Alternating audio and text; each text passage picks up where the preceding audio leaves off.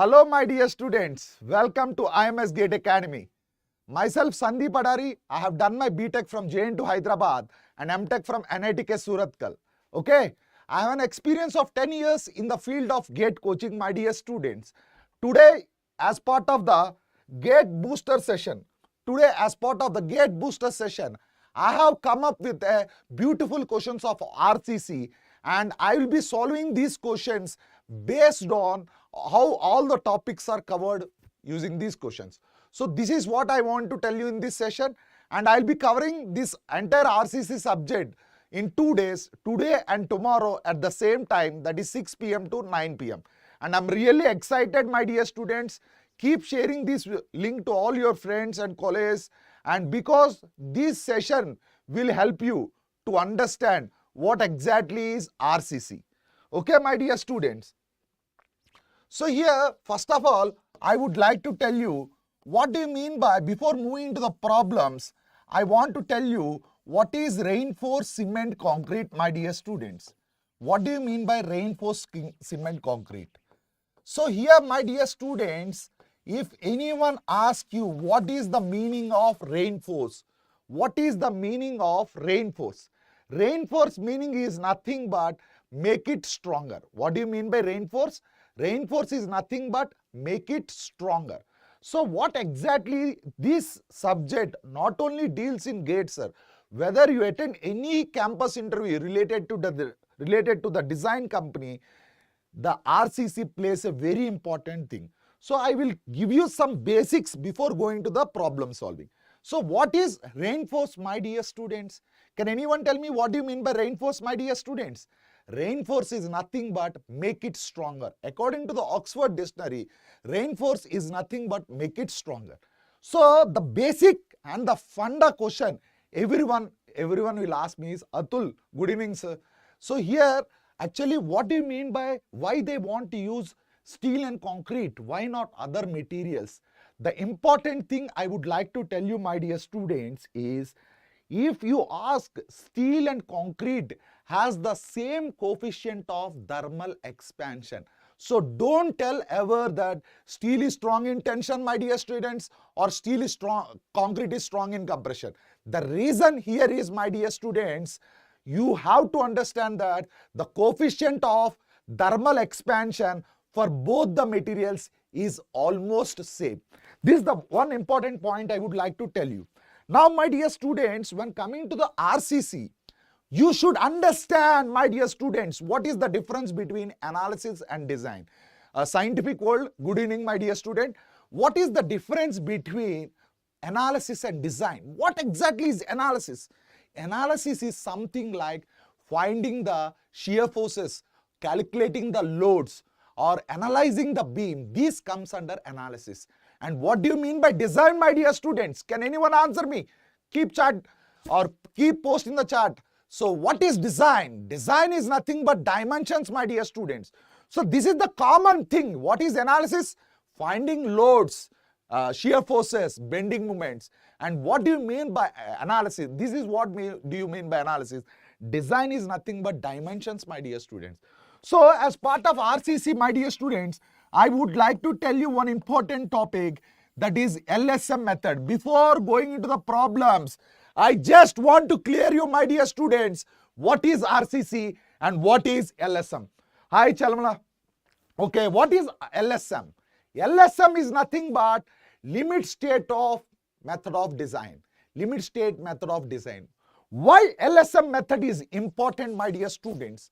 See, when you have some method, you assume some assumptions. Why do you assume some assumptions? To make the complex problem into a simpler problem. So let us understand what is limit state method, my dear students. So what exactly is limit state method, my dear students? Can anyone answer me? Okay, limit state method is a method of designing a structure based on statistical concept of safety and probability of failure. So here, when you design a structure, my dear students, safety is a very important part. So you take care of safety in limit state method using the fundamentals of limit state. Very good.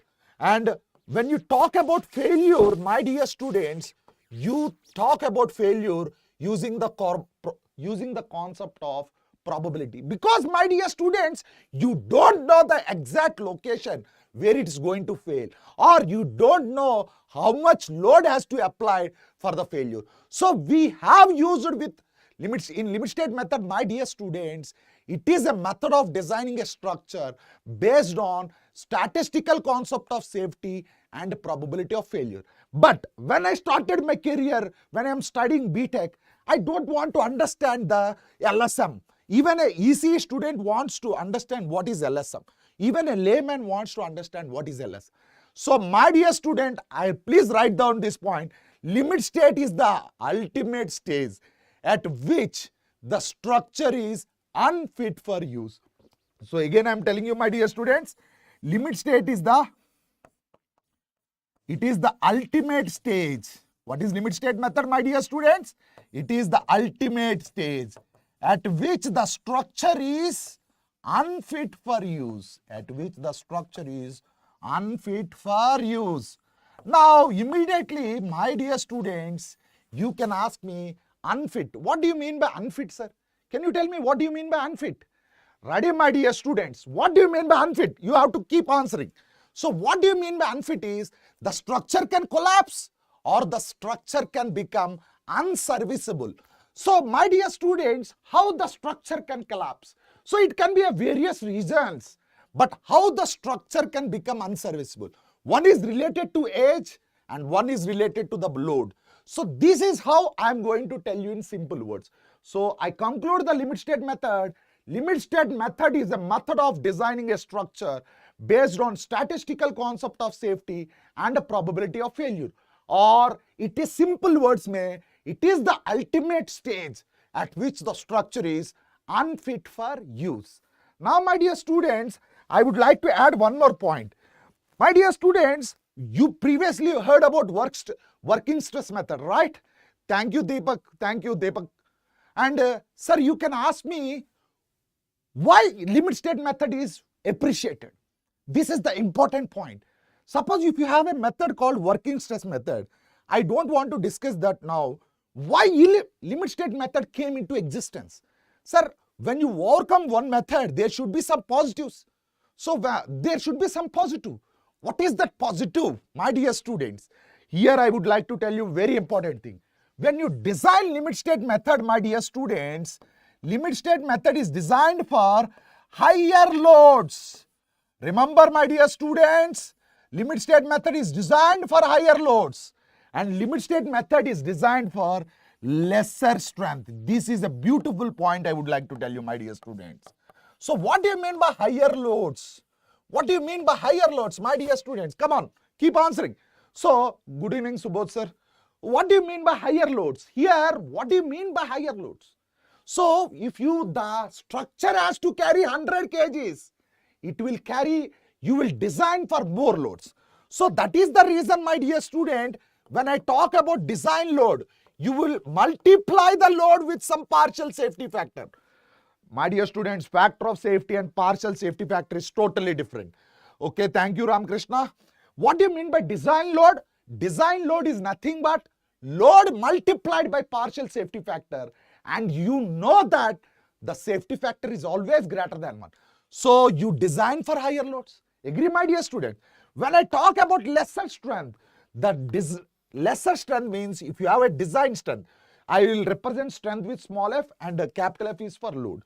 Okay, it is divided by the partial safety factor. When you divide some quantity with a value of higher, definitely that value will be lesser than this. So that is the reason. Now I agree. Everyone agree, my dear students? Limit state method is a method. Why it is appreciated? Because it is designed for higher loads and it is designed for lesser strength. So as it is designed for higher loads and lesser strength, my dear students, you should understand that this method is highly appreciated. This method is why it is highly appreciated, because it has the advantage over the working stress method. Now coming to the basic point, my dear students, what is the partial safety factor for concrete? Anyone, can you tell me, my dear students? Can you post the answer in the chat box? Anyone, my dear student? Come on. What is the partial safety factor for concrete? The partial safety factor for concrete is, my dear students, it is 1.5. The partial safety factor for concrete is how much, my dear students? It is 1.5. Excellent answer by Chandu. Excellent. Now, what is the partial safety factor for steel? What is the partial safety factor for steel?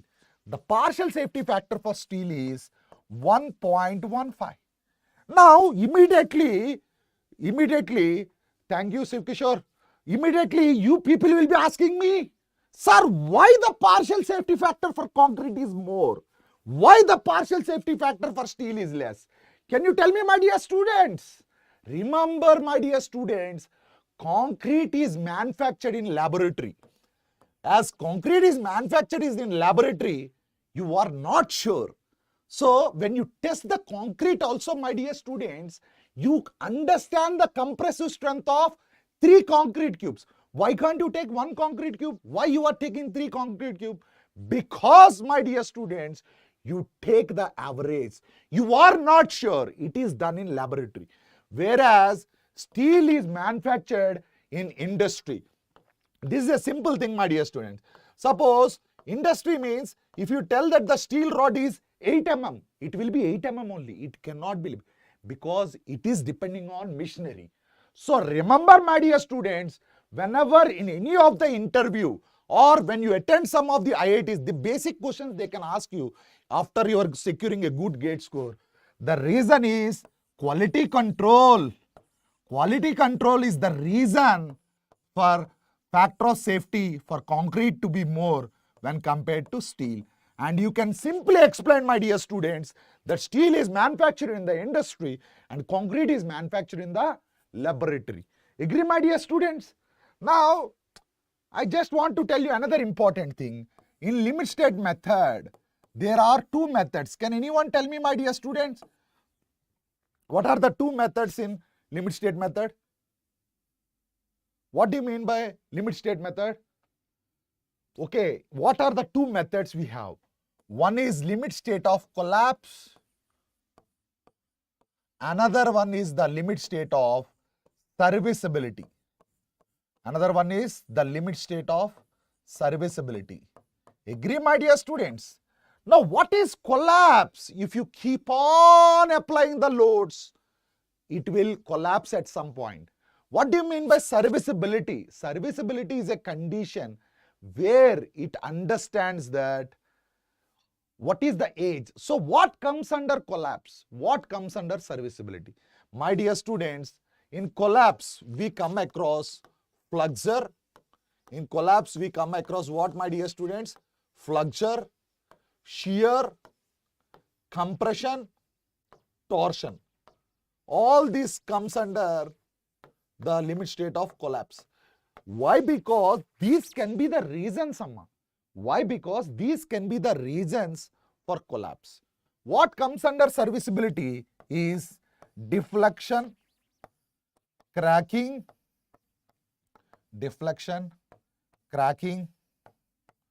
vibration, settlement, and sometimes fire also. Vibration, settlement, and fire. So here, my dear students, I would like to tell you why sir has explained this in the theory part. Simple thing, my dear student, there was an IES and a previous GATE question also. Which of the following is limit state of collapse? Which of the following is the limit state of serviceability? So, flexure is nothing but bending. Shear is nothing but tangential force. What is the difference between torsion and compression? Compression is nothing but push. Torsion is the movement which is applied radial direction. And when I come across serviceability, it is deflection, cracking, vibration. Samya tab, very excellent answer, Amma. So this is what I want to tell you related to the limit state method. I hope you are clear. Now, my dear students, what are the assumptions? Sir, this is a very, very important thing, Amma. Because when I am studying my BTech, my dear students, I tell you very frankly, why do they use... I used to have this question. Why do any person assume some assumptions? What is the reason for assuming some assumptions? This is the common question as a student I used to get. Sir, remember my dear student, why we assume some assumptions is, assumptions are assumed to make the complex problem into a easier problem. Okay, thank you, Kovur. Another Muzafur Art strength limit survey. Everything we'll be discussing, Amma. Don't worry about that. Now, what is assumptions? What is the first assumption of limit state method? My dear students, can anyone tell me? Come on. Sections which you studied in strength of materials also. Sections which remain in plane. Sections which remain in plane before blending. Sections which remain in plane before bending, remain in the same plane before bending, remain in the same plane after bending, remain in the same plane after, remain in the same plane after bending. What is this assumption, my dear students? I would be very happy. Sir, when you do or when you write some statement, you should come up with a conclusion, right? What does this statement says? Sections which remain in plane before bending remains in the same plane after bending. My dear students, can you tell me what is the reason? What is the reason? Can you tell me, sir? Remember, my dear students, see, 1 second, assumption is thing is accepted true or certain to happen without proof. See, Samya, we will discuss that part because this is something like assumption is something like to make the complex problem, and you are telling about axiom. In mathematics, when two straight lines are parallel to each other, we don't have a proof. In mathematics, we have a concept called axiom. So a statement which is true but cannot be derived is an axiom. So that is a latter part. We are more focused on RCC. So we'll discuss that part. Okay. Thank you for letting the question. Now, my dear students, what is this conclusion will tell you? Sections which remain in plane before bending remain in the same plane after bending. What is this assumption, my dear student? This assumption says that strain varies linearly. What assumption made you to think that strain varies linearly is, the assumption is as clear as Amma. Based on this assumption, the strain is going to vary linearly. Agree, my dear students? Agree? Agree? Noted. Sai Chandu, stress. Very good, very good. Sai Chandu. Now, my dear students, I just want to add one more point here. So here what I would like to tell you. Here what I would like to tell you here is, now my dear students, you should be careful here. Another important thing is the maximum compressive strain. Why? Because students, people will ask me, sir, why you have not started the problems? The basic thing is, if you want to start a problem in RCC, you should know something about the basic concept. So I will brush up within 15 minutes and I will enter into the problem. So if you are waiting, I'm just giving you the information. So what is the maximum compressive strain? Remember, my dear students, when we talk about the maximum compressive strain, my dear student, the maximum compressive strain in concrete. So what is maximum compressive strain in concrete is, it is nothing but 0.0035. It was assumed that the maximum compressive strain in concrete is 0.0035. Similarly, my dear students, I would like to ask you another important thing is, the tensile strength of the concrete is ignored. What is very important, my dear students? The tensile strength of concrete is ignored. Why tensile strength of concrete is ignored? You already know this. I don't want to go in detail, because concrete is strong in compression and it has less resistance in tension. That is the reason we usually ignore the tensile strength of concrete. Now, my dear students, these are the basic things. Before going to the next one, the stress strain graph of concrete and steel, I would like to tell you the basics of stress strain curve of concrete and steel, and after that I'll move into the problems. Okay. Now, my dear students, what is the stress strain? What is the stress strain of concrete? Can anyone tell me? What is the stress strain for concrete? I would be happy, my dear students. How is the stress strain curve for concrete? Sai Chandu, can you answer me? What is the stress strain for concrete? What is the stress strain for concrete? The stress strain for concrete is rectangular parabolic. I'll show you how the things. Now here, if I draw, this is the x-axis and this is y-axis. And remember first, my dear students, some people ask me, why do you write stress on y-axis and why do you write strain on x-axis? This is the basic question. See students, these are the things which used to waver my mind when I am studying. So usually known quantity, whatever you know, that will be in the x-axis and unknown quantity will be on y-axis. Or simple words, independent quantities on x-axis and dependent quantity on y-axis, my dear students. So here, how is the stress strain curve for concrete? The stress strain curve for concrete is, as I told you, here it is 0.002 strain. We have to write here down, and here the strain is 0.0035. Now, my dear students, if anyone asks you what is the stress strain curve for concrete is rectangular parabolic.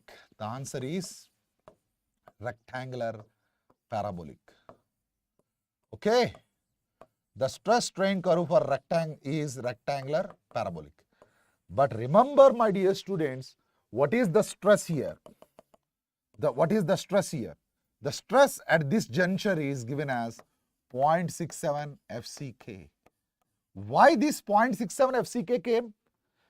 Actually, the strength of the concrete is FCK. By why it came 0.67? As you know, everyone, remember that the 0.67 FCK came because due to the shape effect.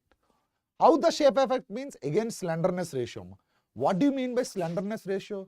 Effective length by minimum radius of gyration. Can anyone tell me what is radius of gyration? Anyone in the class? Sir, due to shape effect, the FCK has been reduced to 0.67 FCK.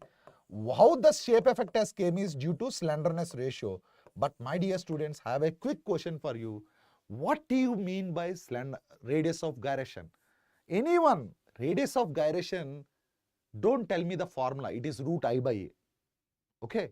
It is the common distance at which an element can be placed so that the whole moment of inertia is unchanged.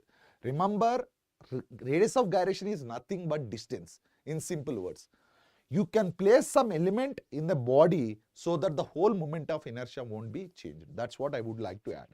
So, my dear students, this is a IS clause, which is a very important point, my dear students. I'll show here. See students, if you are into a designing company, then these kind of questions they might be asking you. This is what is the stress strain curve for concrete, my dear students?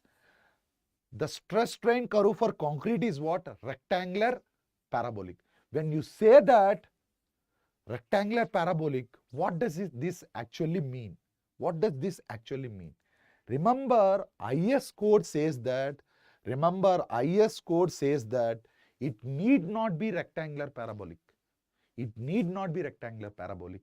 It can be any shape, but there is a clause that if all the test results are satisfied, it can be any shape. But when you ask in a multiple choice question, this was a previous IIS and a GATE question, what is the stress strain curve for concrete is? The stress strain curve for concrete is rectangular parabolic. At parabolic juncture, the strain is 0.002 and here the maximum strain is 0.0035. Okay, my dear students. Now coming to the next one, the stress strain curve for steel. Next one is the stress strain curve for steel. The stress strain curve for steel. What is the stress strain curve for steel? Anyone in the class, can you tell me? What is the stress strain curve for steel? Anyone? Now see, my dear students, if I draw the graph between, as I told you, x-axis is stress, y-axis is strain. Y-axis is stress, x-axis is strain. Now the shape of the curve will be something like this. Okay, the stress strain curve for concrete. So you will draw a offset here at a juncture 0.2%, or you call it as 0.02. So it is 0.02, and what will be the stress here, my dear students? The stress is 0.87 Fy. What is the Fy? Yield stress. Again you will ask me, sir, how this 0.87 Fy came? How this 0.87 Fy came?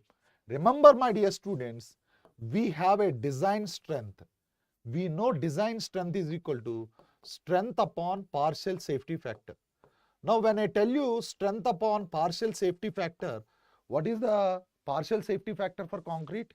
Sorry, for steel, it is 1.15. If you do this, you will get a value of 0.87 F. Similarly, they can ask you, what is the maximum strain in concrete? Very good answer, Chandu.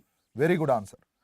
Now, what is the maximum strain in concrete is, here sir, this distance you have to measure here. You know, Young's modulus is what, my dear students? Stress upon strain. So, the stress upon strain, and how do you know strain from this?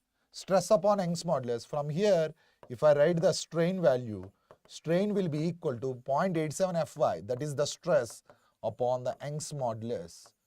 So, this distance is, whatever this distance I am giving here, and what is this distance? This distance is 0.002. So, whenever they ask you what is the maximum strain, what is the maximum strain in steel? This is very important, Amma. I will tell you one important point.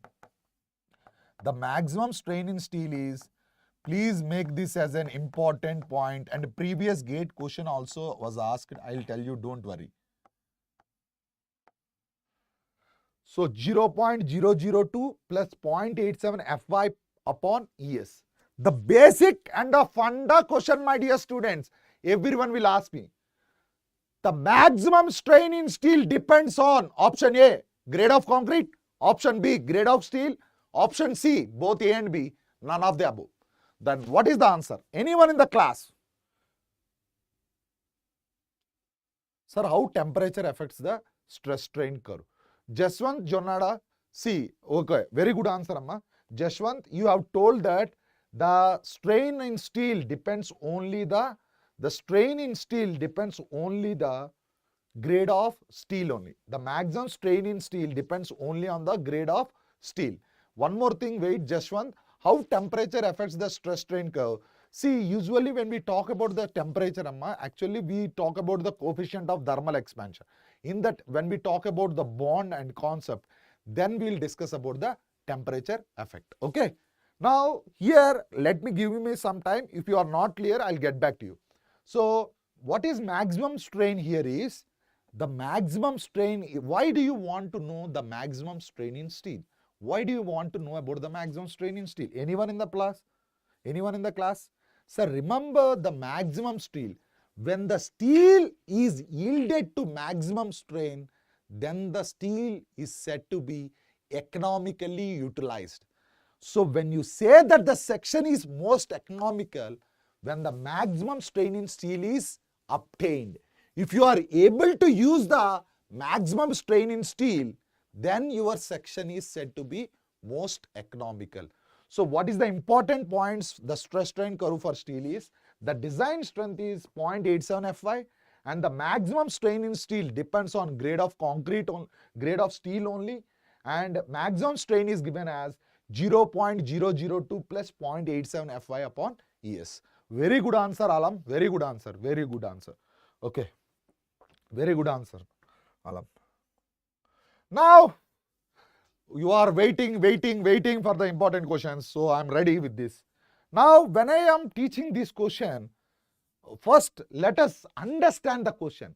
See, my dear students, whenever you are writing the GATE exam, a GATE question has to be read in a typical way. The time management is very important.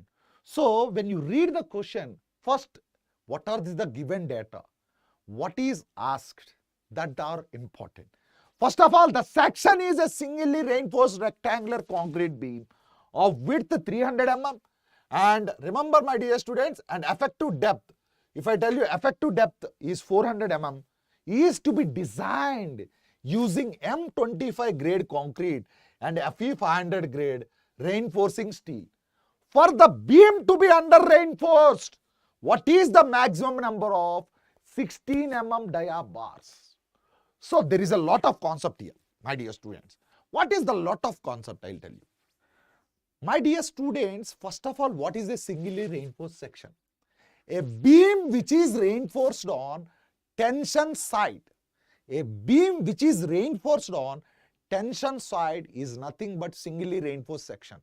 My dear students, when I am teaching a problem, I want to cover in and around of the topic so that whenever a different kind of question is also asked, you should be able to answer.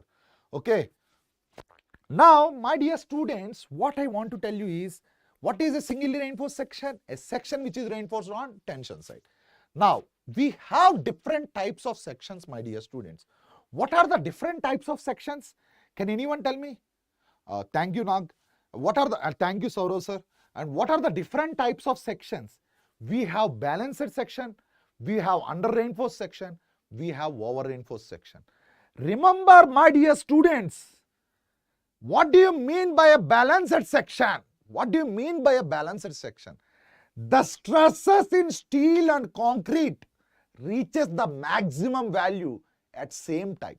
But remember, if you ask me practically, my dear students, it is not possible to have a balanced section. Practically, it is impossible to have a balanced section. Then immediately again my question will come. Sir, why do you use balanced section? To understand, to get the depth of neutral axis, we assume the section as balanced. Again we have, sir, this is a very important question also. Balanced section fail primarily by, under reinforced sections fail primarily by. That things we'll understand, okay? What do you mean by under reinforced section? What do you mean by under reinforced means? Underdogs. When India is playing match against Pakistan, Pakistan are seems to be underdogs.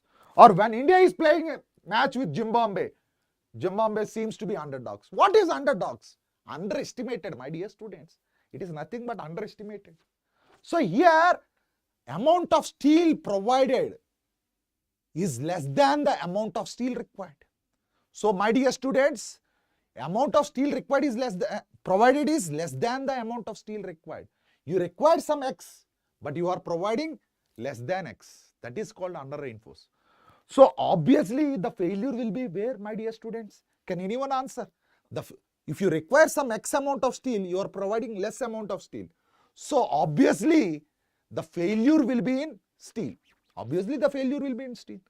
Steel is a ductile material, my dear students. This is a very important point. Steel is a ductile material. When you say that steel is a ductile material, it shows a clear sign of failure. It shows a clear sign. Sir, I am going to fail. Okay. If Virat Kohli is going to take risk in the last 4 hours, the probability of getting out is also very high. So he is showing his intention. Similarly, under reinforced means, here you have to understand that the failure chances are more in steel. And remember, when you come across over reinforced, and remember, my dear students, when you talk about LSM, safety is very important. Safety is the important parameter for every civil engineer, my dear students. And design is a very important parameter for a civil engineer. So we ensure that everything is safe. Then we think about economically. So what is over reinforced is amount of steel, amount of steel provided is more than the amount of steel required. So when we lost, over reinforced is something like over expectations. So amount of steel is more than the amount of steel required. Provided is more than the amount of steel required. So when you have two materials, steel and concrete, my dear students, if you are providing more steel means obviously there will be less concrete. Are you getting me? You have two materials, concrete and steel. And you are providing concrete, steel. Suppose steel has to be 5%. You are providing, if steel is 5%, what will be concrete? 95. If suppose steel is 10%, concrete is 90%, my dear students. So when you are increasing the steel, obviously the concrete required is less. So remember, my dear students, the failure is in concrete and concrete is a brittle material, my dear students. As concrete is a brittle material, the failure will be sudden. As the failure is sudden, we cannot expect that. We cannot expect that. Practically, it is impossible to have a section. So, over reinforced section fail in concrete. Concrete fail primarily by compression. Under reinforced, you are observing the failure in steel. So, the primary failure is in tension. But when you talk about balanced section, usually in concrete and steel, concrete composition is more than steel. So, we assume that the primary failure is by compression. So, remember, please keep a note, my dear students. In under reinforced section, the failure is by primary tension. In over reinforced, failure is by primary compression. In balanced section, the failure is by primary compression. Very good, Chandu, very good. So, I hope the term, what do you mean by under reinforced, over reinforced, or you are clear. Now, coming to the question, my dear students, we'll start the question answer. Okay. Now, we'll start the answer. See, my dear students, again I am reading the question for you. A singly reinforced rectangular concrete beam of width is 300 mm. Of width is 300 mm. And effective depth is how much, my dear students? Effective depth is 400 mm. And grade of concrete is M25 and Fe 500. So, M25 concrete and Fe 500 grade of steel. Okay. And how many? For the beam to be under reinforced, the maximum number of 16 mm dia bars. This is the question asked. So, my dear students, first of all, when you say that a section is under reinforced, I told you clearly, my dear students, when you say the section is under reinforced, amount of steel provided is less than the amount of steel, limiting area of steel. Amount of steel provided is less than the limiting amount of steel provided is less than the limiting area of steel. That is maximum amount of steel, or you can say balanced amount of steel. Amount of steel provided is less than the balanced amount of steel. Now, first of all, we have to calculate AST limiting. We have to calculate the AST limiting. How do you calculate the AST limiting? So, we have know that we assume the section to be balanced. So, what is compression force, my dear student? 0.36 FCK B into XU max is equal to 0.87 Fi AST limiting. What is this, my dear students? This is nothing but the compression force. This is nothing but the compression force, and this is nothing but the tension force. Now, why this change? When XU become XU max, AST will become AST limiting. So, how do you find out the limiting area of steel? So, remember, limiting area of steel is equal to, okay, my dear students, we'll solve the problem. So, you can write it as 0.36 FCK B into XU max divided by 0.87 Fi. Sir, small thing I want to tell you, in the previous question, the maximum strain in steel depends upon the grade of steel, and also the point I would like to add there is actually to be specific.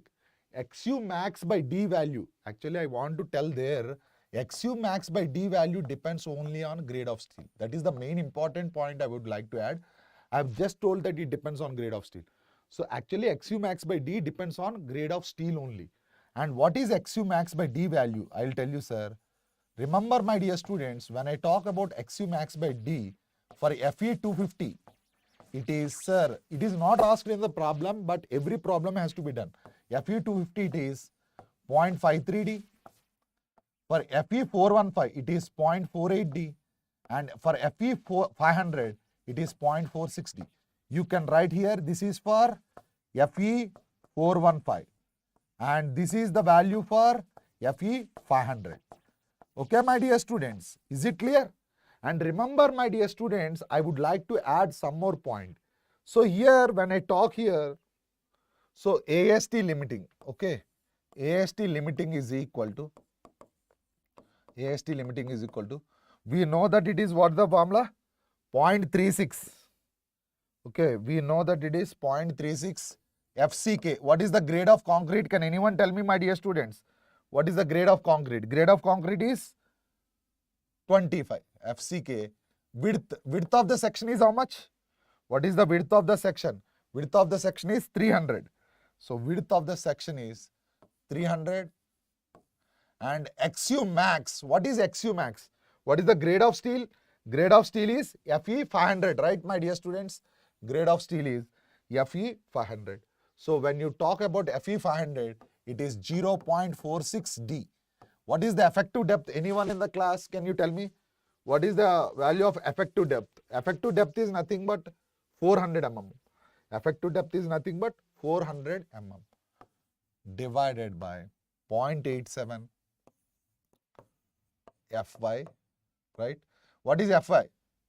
What is Fy, sir? Can anyone tell me what is Fy? Anyone, can you tell me? What do you mean by Fy? Fy is nothing but, what is Fy, my dear students? Fy is nothing but 500. So can anyone solve this value and tell me? Anyone, quickly, what is the value of AST? Can anyone tell me? What is the value of AST limiting? Anyone? Can you tell me, my dear students? Very good, Jashwant, very good. It is 1142 mm square. So the answer is limiting area of steel is 1142. But he has asked for a beam to be under reinforced. Please understand this carefully, my dear students. For a beam to be under reinforced, okay, AST should be less than AST limiting, which I told already. And you should know that they are asked what is the maximum number of 16 mm dia bars. What is the maximum number of 16 mm dia bars? The maximum number of 16 mm dia bars. So first of all, I will tell you how we can do. So I will assume number of bars as n, and number of bars is nothing but n multiplied by the area of steel, means pi by 4 d square, which is 16 square, is equal to AST limiting. I am assuming, first let us assume that they are balanced. First let us assume that they are balanced. First we are assuming the section to be balanced and we are finding the number of bars. So once you solve this, you will get a value around 201. If I am not wrong, you will get a value of around 201. And what will be the number of bars here, my dear students, if you solve that? So for a section to be balanced, my dear students, for a section to be balanced, we assume how many number of bars, sir? We assume how many number of bars? We assume 5.6 or 5. My dear students, alarm! That is the answer everyone is expecting, is it is 6. But that is absolutely wrong. I am sorry to disappoint you. The answer is 5, because if the amount of steel you are providing is,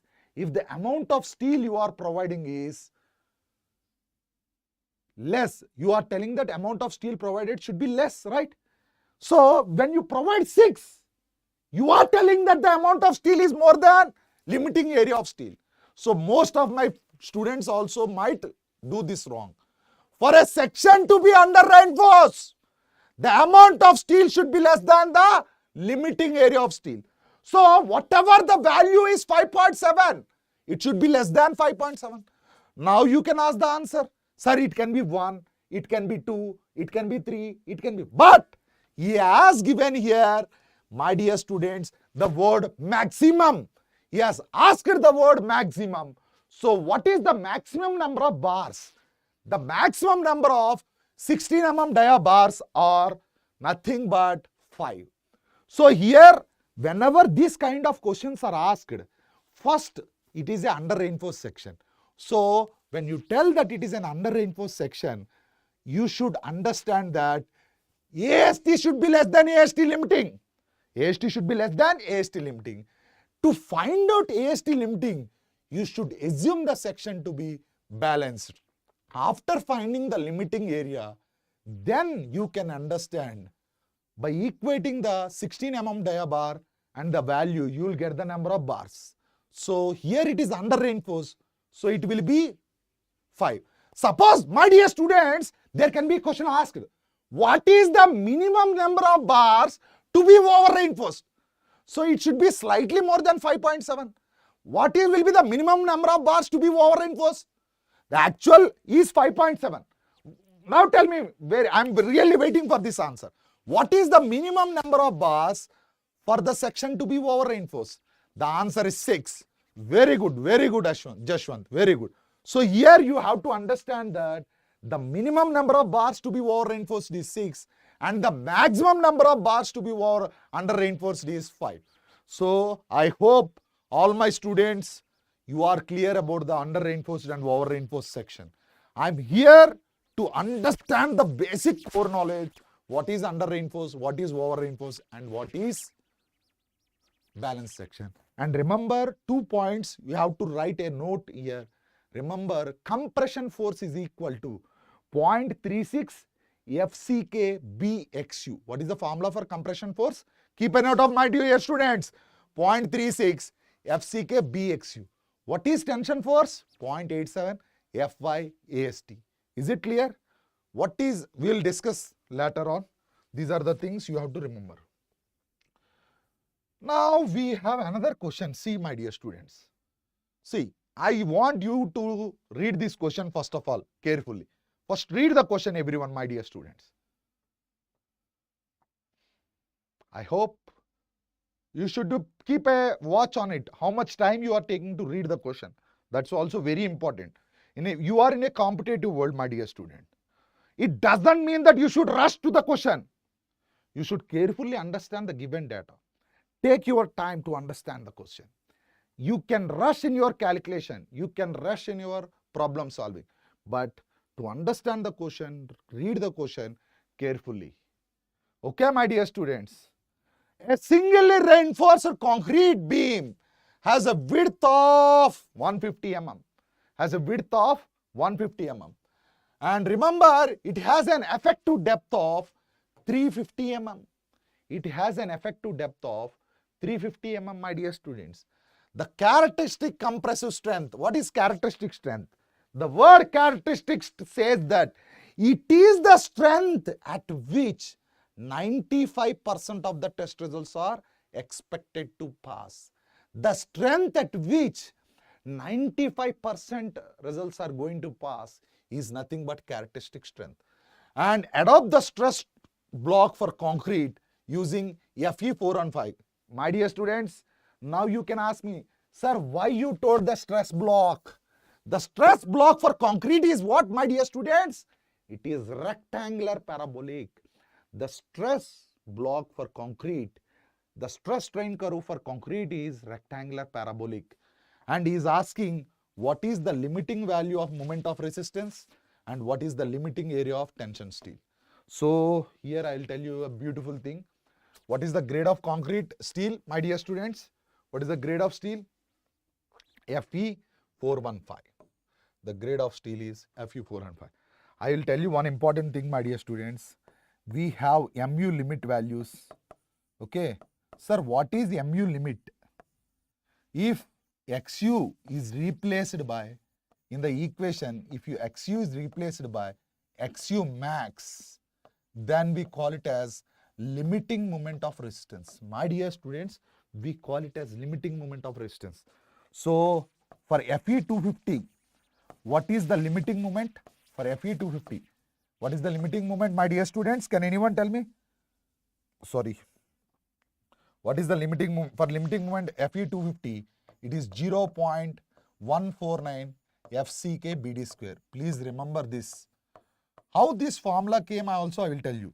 For FE415, 0.138 FCK BD square. Sir, why? Sir, you can ask me. Sir, actually moment formula is force into perpendicular, force into lever arm. But why you are telling the word limiting? Because in the question he has asked limiting value. In the question he has asked you the limiting value. Very good, Sati. Ashwant Janala. And for FE250, for FE500, for FE415 it is 0.138 and for FE500 it is 0.133 FCK BD square. Sir, I'll tell you how FCK BD square. How these formulas came, I'll tell you, sir. Please see here, my dear students. You know moment is equal to compressive force into lever arm. That is 0.36 FCK B into XU. This is what, Amma? This is the compression force. Multiplied by, my dear students, it is multiplied by what? It is multiplied by lever arm. What do you mean by lever arm here? Lever arm is D minus 0.42 XU. It is D minus 0.42 XU. Now here, when XU is replaced by XU max, but what is grade of steel? XU max depends upon what? Grade of steel. Fe415. What is Fe415? Fe415 XU max is equal to 0.48 D, my dear students. For XU max, for Fe415 grade, it is how much, my dear students? 0.48 D. So, if you solve XU is equal to 0.48, you will get the answer 0.138. If you solve in this equation, XU is equal to 0.53, you will get 0.149. If you solve XU is equal to 0.46, 0.133. The beautiful concept here I want to tell you. As the grade of the steel increases, the limiting moment is decreasing. Please note this point, my dear students. As the grade of the steel increases, the limiting moment is going to decrease. This kind of realization you should be there. So here we have the things called, now we'll discuss it is Fe415 grade.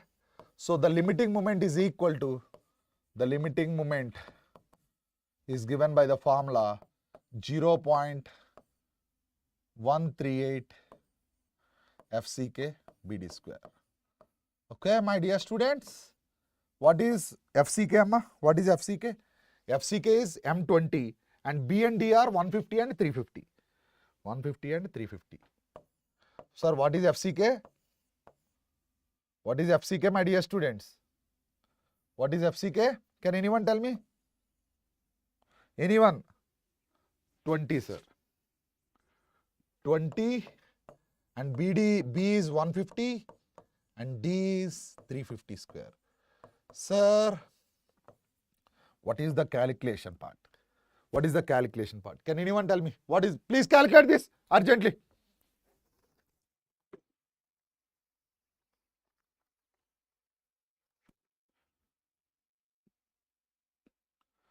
If you solve this, my dear students, you will get an answer 50.71 into 10 power 6. Sir, I will tell you the calculation part, but still you are more aware. How I will do? Usually how I do? Sir, you know 25 into 25 square? 2 next consecutive number. 2 3s are is how much? 625. Similarly, if they ask you what is 35 square? 3 4s are 1225. Because I have seen students, they are struggling when they are doing the calculation for IES part, sir. So when they ask you 350 square, it is 3.5 into 10 power 4. I make this as 3.5 square means it will be around 12.25 into 10 power 4. Okay, my dear students. And it will be 1.5 because it will be 10 power 6. Now 12.25 by 1.5, it will be roughly 18. Now you are telling 18 and 0.138, 2.6. So 18 into 2.6 is very simple, my dear student. It will be roughly 18 into 2.8. Sorry, it is 1.4, no? 18 into 2.8. 18 into 2.8 is what? 18 3 is 54. Remove 3.6. It is 50.4. Have you got the answer, my dear students? Very simple way. Again, I am telling. Sir, you think that why sir is teaching calculation? But when my students are asking me, sir, I am taking a lot of time here. Without the calculator, I can solve this. 3.5 into 3.5, 12.25 into 10 power 4. 150, I put a 1 bracket, 1.5. 12.25 into 1.5, 18. 18 into 20 into 0.138 is 2 into 0.14, 2.8. 18 into 2.8. 18 3 is 54 minus 3.6. It will be 50.4, which is the rough answer. Now you can ask me why sir has kept 10 power 6. Because, my dear students, here the units are Newton mm. Here the units are Newton mm.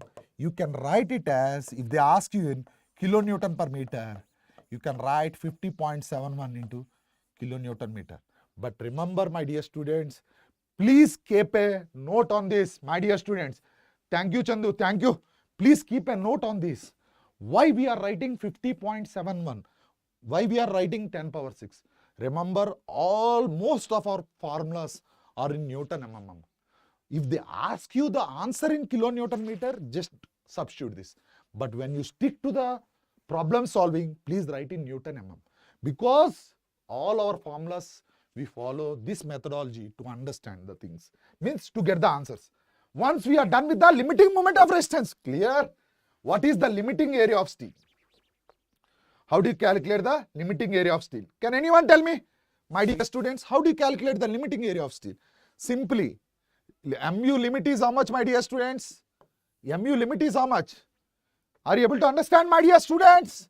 MU limit is 50.71 into 10 power 6 is equal to 0.87 Fy AST limiting into D minus 0.42 XU max. This is very important, my dear students. Whenever the word limit comes, XU will be replaced by XU max. Whenever there is a word limit comes, XU will be replaced by XU max. So, and one more thing, my dear students, in IMS GATE Academy, we have an extraordinary faculties, my dear students. We have very good team for civil engineering. We have a very good team for mechanical engineering. We have very good member, like we have someone like Vijay Kumar who takes production, and Saurabh, and we have Atul. There is a the team is really exciting. And we have also very good team from civil. And really in ECE we have one, and Ankur sir is one of our director, and he is also leading. And we also have Gopal sir, who is 35 years experience, my dear students. So what I want to tell you is, whenever you want to have a look on GATE, just understand the basic concepts. I'm not here to just do any marketing or anything. I want to tell you the basic things. GATE people think about always exam. But when I studied my 4 years, when I come out of my 4 years, sir, I have learned something. How you have learned? Sir, I have taken some subject related to GATE, or I have studied. And GATE is an exam where it tests your competitiveness. So you think in this direction. If you want to understand really structure analysis, what is a structure, what is an analysis, what is moment distribution method, similarly what is RCC. So we have a beautiful team in all. So just keep of it, just keep a mind on it. Okay, leave it that. So here we have a moment called 50.71 into 10 power 6, 0.87 Fy AST limiting into D minus 0.42 XU. So my dear students, when I talk here, what is AST limiting? AST limiting is, my dear student, it is given as 50.71 into 10 power 6 divided by 0.87 into Fy. Okay, Fy, what is the grade of steel, my dear students? The grade of steel is 415. The grade of steel is 415. Okay, 0.87 Fy. And you know what is D? Effective depth is nothing but how much? 350. 350 minus what is Fe415? What is the XU max value? 0.48 into D. What is D value again, my dear students? I am not having space here. Bear me for this time. I will not repeat this. 0.87415. I am just calculating. AST limiting is equal to 50.71 into 10 power 6 into 0.87415 divided by 350 minus 0.48 into 0.48 D. D is nothing but 350. When you calculate this, what is the limiting area of steel you will get? Anyone in the class, can you tell me what is the limiting area of steel? You want to do as our calculation, or you will do your calculation? You will do your calculation, or shall I tell the calculation? So, if you calculate limiting area of steel, anyone, my dear student, Jashwant, Alam, Sai Chandu, anyone? It is really exciting with you sharing my session. Very good, sir. Very good, Prashant. Very good, Alam. So the AST limiting value is 502.62 mm square, and it can be roughly 503 mm square. So it's a very good answers. Very good answers, my dear student. Very good.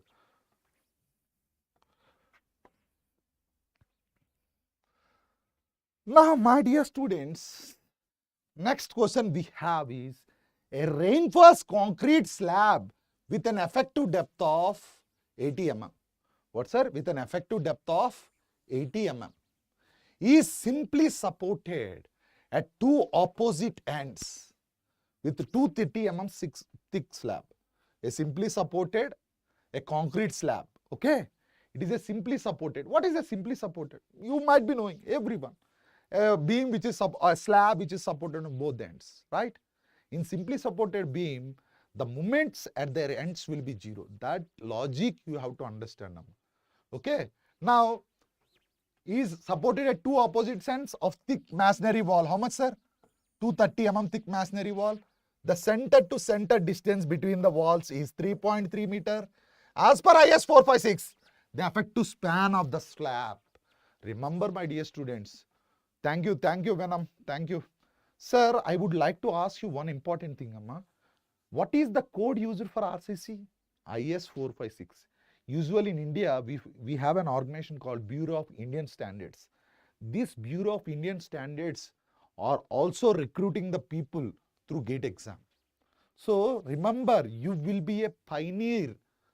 Means the person who creates is nothing but the Bureau of Indian Standards, the IS code.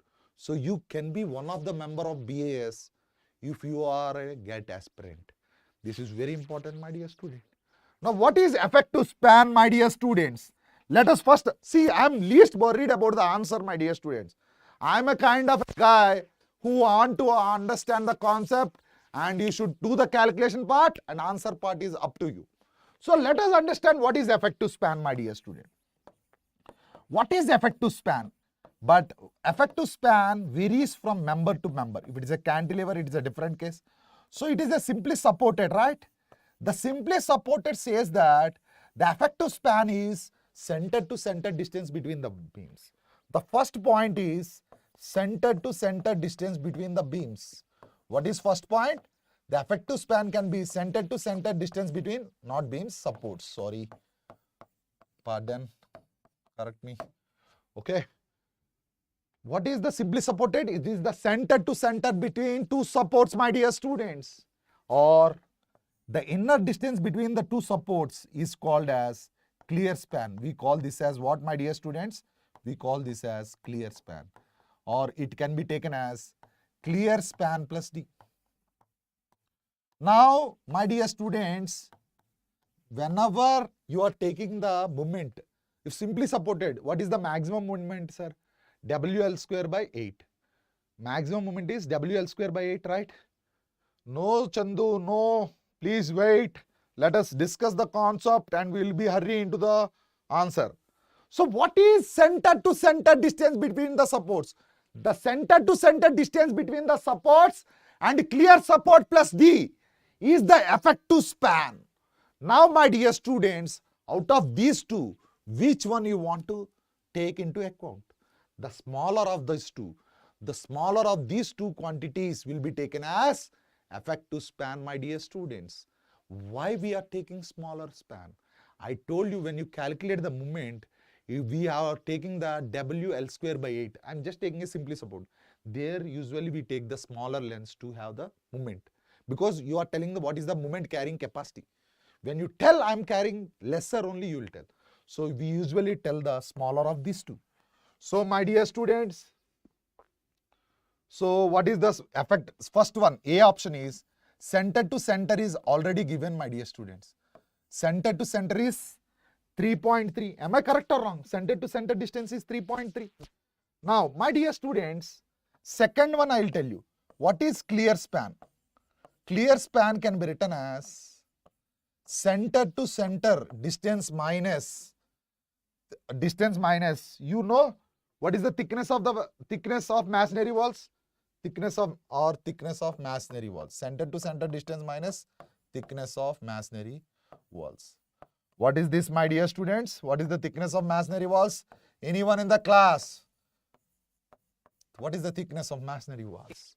My dear students, center to center distance is nothing but 3.3 minus 0.23 meter. I am converting into meter. 3.07 meter. Immediately My friends, my dear student friends, you will ask me immediately, sir, what is this 3.07? How you got? See here, if this is the slab is supported with some supports and we have a slab here. The clear span is this one. But you know the center to center distance is how much? This is 3.3.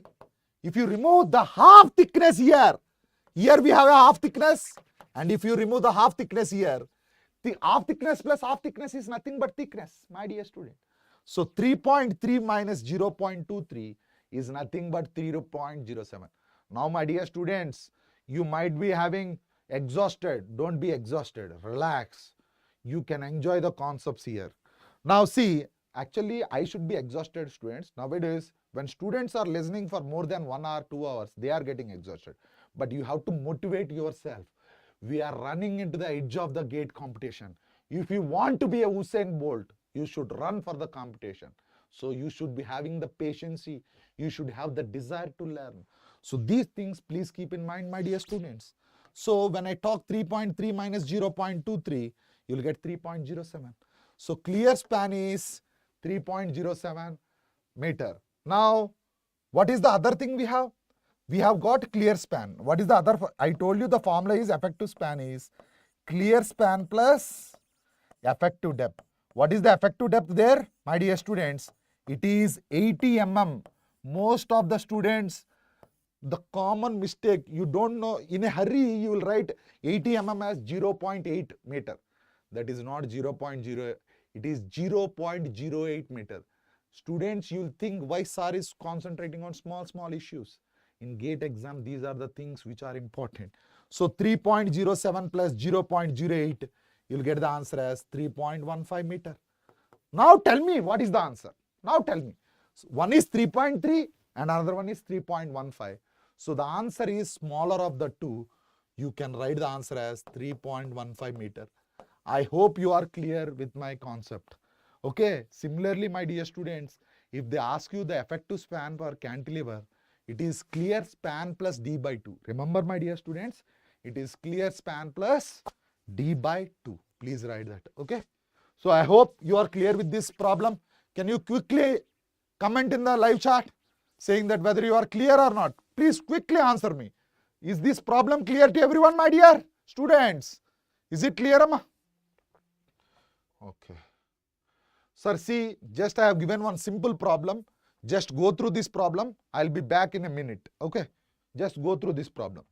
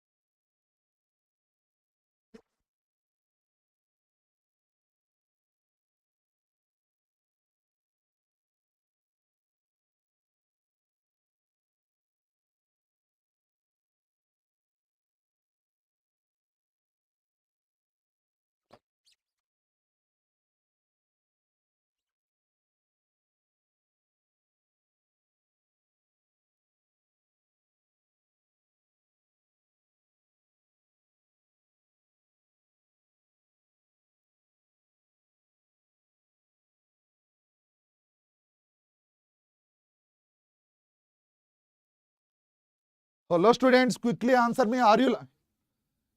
Am I audible, sir? Sir, Sai Chandu, we should consider minimum value known, then it will be 3.07. Very important question.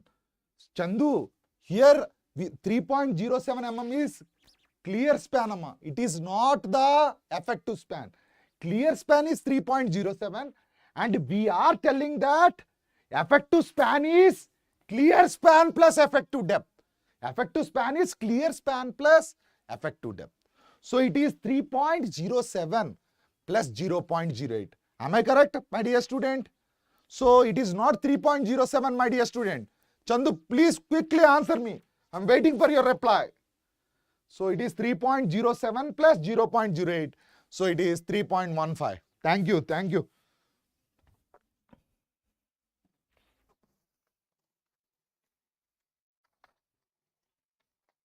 Now,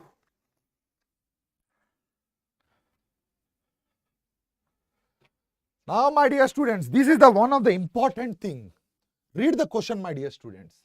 In the reinforced concrete beam section shown in the figure, the nominal cover provided at the bottom of the beam.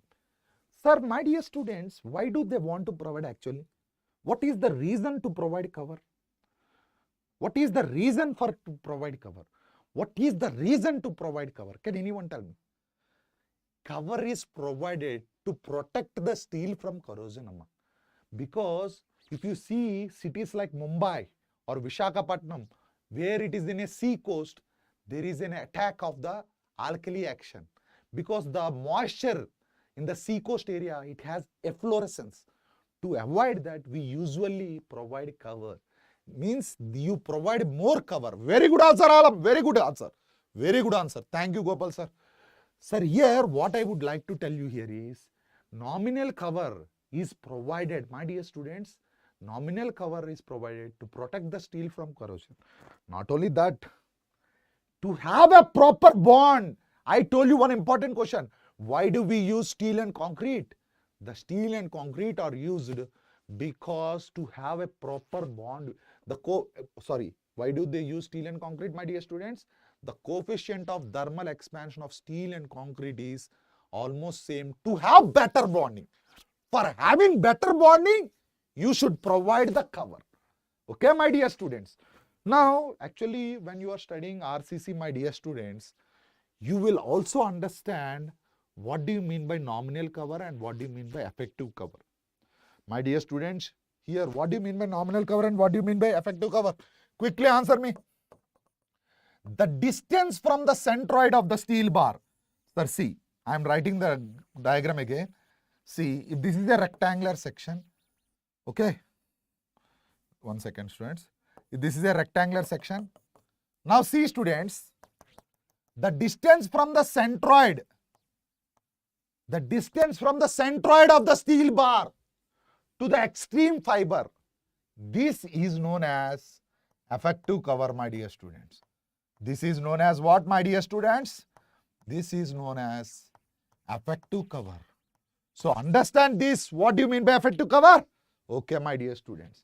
Now, the distance from the, if there is some stirrup also here, okay, if there is some stirrup also, my dear students, if there is some stirrup, okay, stirrups are usually provided to overcome the cracks or to overcome the shear. The distance from the outermost of the stirrup, remember sir, you feel these are simple, but when you put a tick in your mind, everything will be tick. But when you confuse, I will be also in confusion. Okay, so here what is effective cover? The distance from the centroid of the steel to the extreme fiber. Nominal cover is the distance from the extreme fiber to the outer edge of the bar.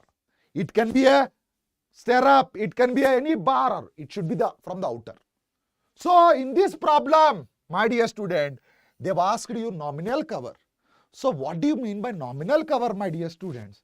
So nominal cover is, here you should understand it is 50, right? So 50. Now quickly answer me, my dear students. I would be very happy and energetic to tell you more and more if you tell the answer correctly. So 50 minus dia of the steel bar. What is the dia of the steel bar? 16. Dia of the steel bar is what, sir? 16. And what is the dia of stirrup? What is the dia of the stirrup? It is 12. So, sir, see, here we are taking from where? We are taking from the center of the steel. You cannot take the entire steel bar because you take here. So, it should be 16 by 2.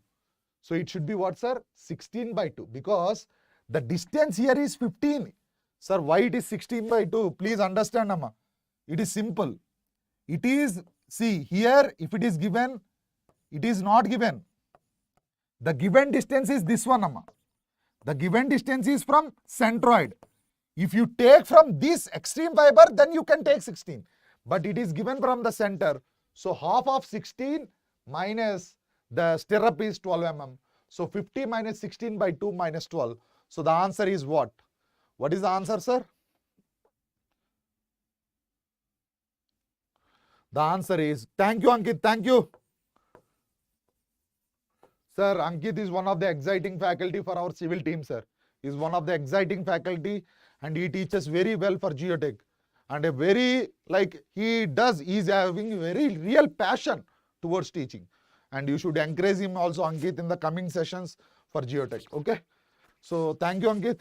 So, the answer is one of my team member. So, I just want to tell them. So, here the answer nominal cover is 30 mm. Is it clear, my dear students? Okay. Oh, this is one of the important question, but you should understand the basic concept. Sir, what is clear cover is equal to nominal cover? What is clear cover is equal to nominal cover? I think, sir, see, here you can say, Amma, usually cover, see, clear cover is equal to nominal, oh, okay. You can say clear cover can be taken as nominal cover, but if they tell you effective cover is nothing but from the centroid of the steel. And if you tell from the outer of the steel, then it is nominal cover. So you can take clear cover as nominal cover, because when the word effective comes only, these things will come. And remember, Alam, you can also say that, okay? 1 second, sir. Sir, this is a beautiful question, Amma. If you want to understand the question, sir, if you want to understand the question of reinforce RCC, limit state method, this is the question I am looking, sir.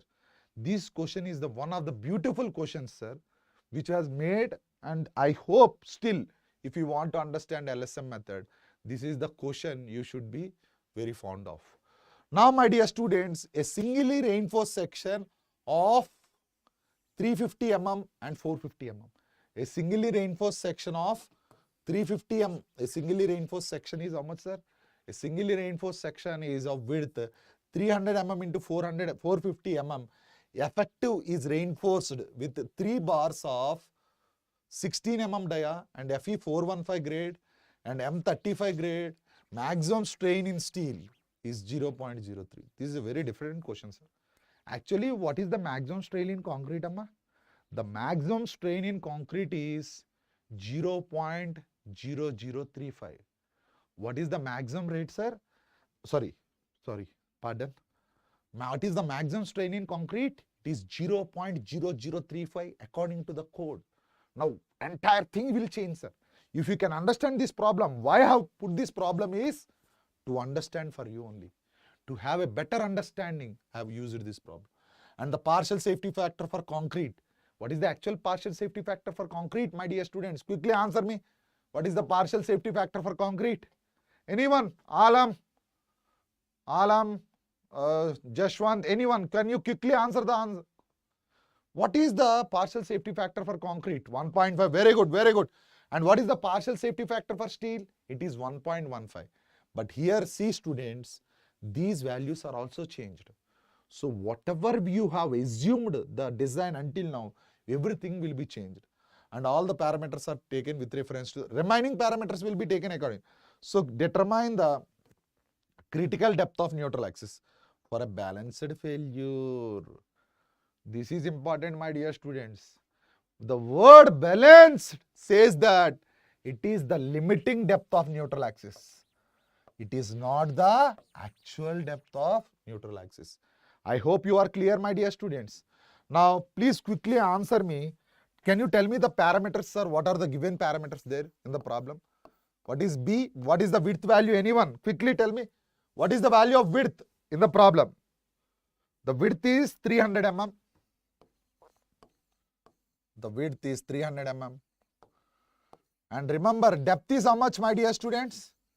Depth is 450 mm. Very good, very good, very good. The partial safety factor for concrete. The partial safety factor for concrete. Don't write gamma, amma. Again, you will think that unit weight of concrete. So you write partial safety factor, partial safety factor for concrete is given as how much? Is given as 1.3. For steel, it is 1.1. And another thing, maximum strain in concrete. Maximum strain in concrete is concrete 0.03. Sir, I want now you to understand this problem, very important. If you are really excited for RCC, this is the problem you have to see. Because this problem will cover the entire LSM method. So the maximum straining concrete is 0.003 and we have taken everything, right? Now he is asking what is XU max and moment of resistance. He is asking what is XU max and moment, not limiting moment. These are the two things they are asking. These are the two things they are asking. So my dear students, see here. First of all, if you take a rectangular section, I told you how the strain varies, Amma. How the strain varies? The strain varies linearly. Okay, the strain is going to vary linearly. Okay. Okay, sorry. Oh, sorry for that.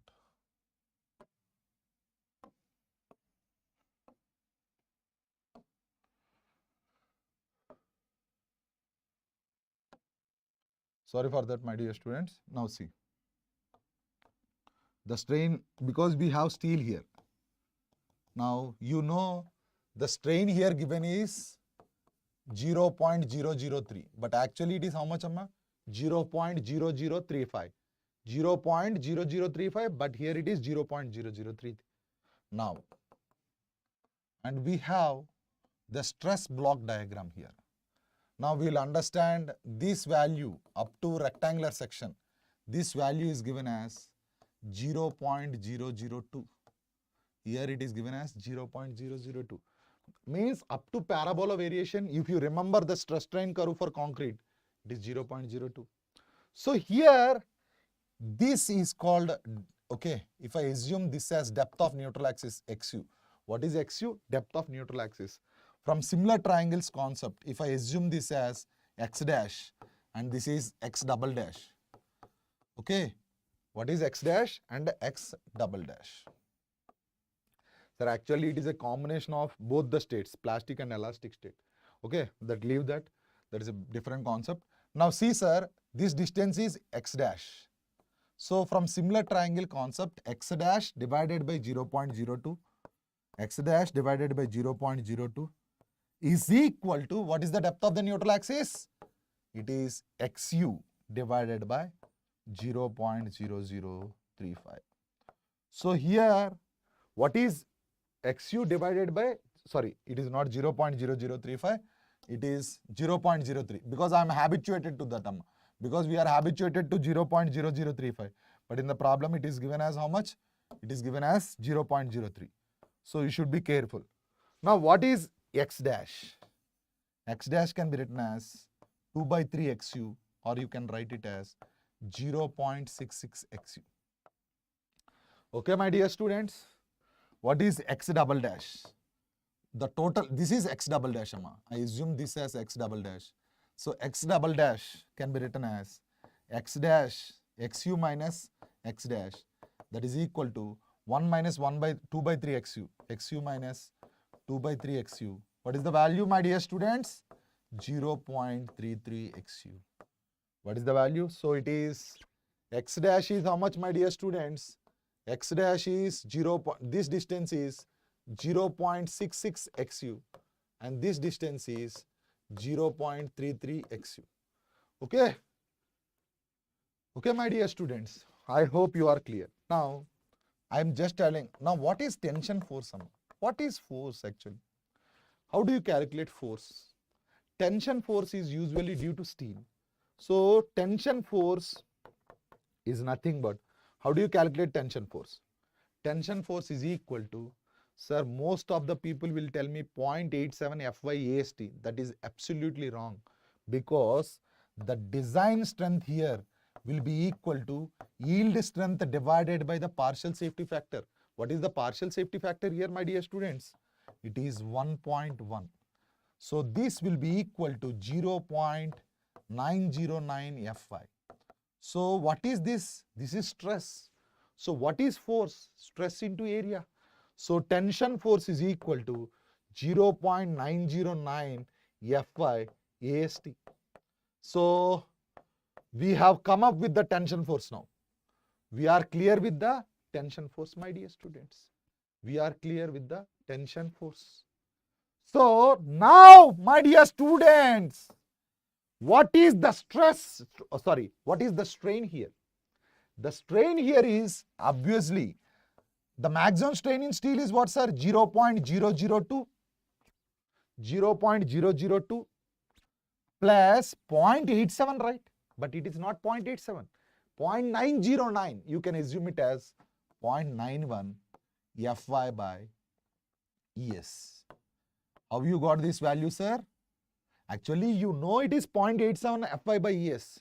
But what is the value here? What is the value, my dear students? Quickly answer me.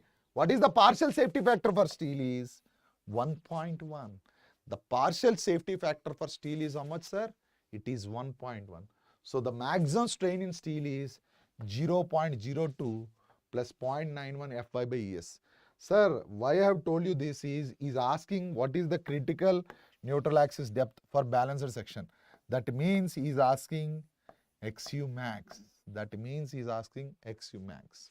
Are you clear, my dear students? So whenever these things are asked, I will show you the interpolation diagram. Students, are you following? Can you quickly reply? Are you following or not? Quickly. Now this value is how much, Amma? 0.003. And this value is 0.991 Fy by Es plus 0.002. So this is what I would like to tell you. Okay. Yes. Thank you, Alam. Thank you. So we have the depth here. The steel is placed at the depth. This is called effective depth. And we assume this as XU max. Sir, why you are assuming XU max, you can ask me. Sir, we are considering the maximum strains. When the strain is maximum, XU will become XU max. So from similar triangle concept, this will be equal to what, Amma? D minus XU max. So from similar triangle concept, my dear students, from similar triangle concept, can you tell anyone? So from similar triangle concept, you can write that XU max, this is XU max divided by 0.003 is equal to D minus XU max upon 0.91 Fy by Es plus 0.002. Okay, I'm happy if anyone solve this problem. Okay, I will be very happy if anyone solve this. D minus XU max. Sir, you can ask me the one question, because you are students. Because when I am studying also this kind. Sir, you are telling a question which is taking 20 minutes. Then how can I solve in GATE exam? In GATE exam, my dear students, this question can be 4 questions. But here I am worried about the concept. I want to ensure that your concept is clear. So that is the reason I have selected this question. This question can be asked in parts per part. 5 questions it can be asked.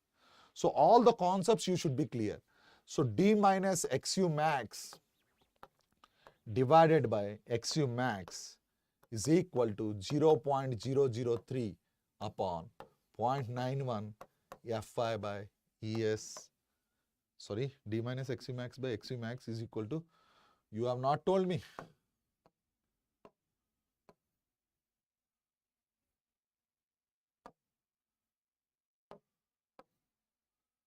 Okay, sorry sir. Actually, D minus XU max by XU max is what? Okay, it will be equal to 0.91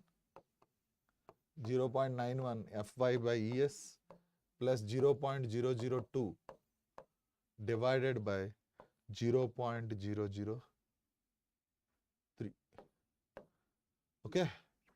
Now, my dear students, D by XU max minus 1 can be written as 0.91 by Fy by Es plus 0.0002 upon 0.003. I think, my dear students, after this session, you can have a good dinner. Okay? Until then, stay tuned. So here, d by xu max can be written as, this will add, my dear students, sorry, 0.91 FYES plus 0.005 upon 0.003. So what is xu max? So we have derived the problem. So, sorry. So here you have to understand that xu max by d is equal to what, sir? Anyone? 0.003 upon 0.91 F5. I am just reciprocaling it, plus 0.005. Yes or no? Plus 0.05. I am just reciprocaled it. Now tell me, sir, what is d value? Anyone in the class? What is d value, amma? What is d? 450. So xu max is equal to, sir, anyone, can you quickly answer this? 0.003 upon, sir, what is yield strength of steel? What is the grade of the steel? My dear students, can you tell me? Anyone? It is Fy. What is the Fy, sir? Grade of steel. Where is the grade of steel? 415. The grade of steel is 415. 415. And remember, sir, this you should learn, amma. If anyone is having any doubts, sir, please see here, my dear students. If anyone is having any doubt, Young's modulus of steel is 2.1 into 10 power 5. So it will be 2.1 into 10 power 5, right? Plus 0.005. Now can anyone tell me what is this answer? What is this answer, sir? Anyone? Into D. D is there, sir. What is D? Sir, into D you should not forget, my dear students. D is 450. Because we have this habit of forgetting the things. Now tell me, my dear students, I am quickly waiting for you. Sir, if you are my thing, means if you know, you can easily solve, sir. How that calculation part, you should be smart. When smartness comes, you can easily answer this. Is it 415 or 415, amma? Are you sure it is 450? Okay, 450. Sir, what is the answer? Anyone? What is the maximum depth of neutral axis or critical depth of neutral axis? I would be happy, sir, if anyone tell me. I would be very happy. What is the answer, my dear students? Chandu. Quickly. Sir, you should be fast in some things.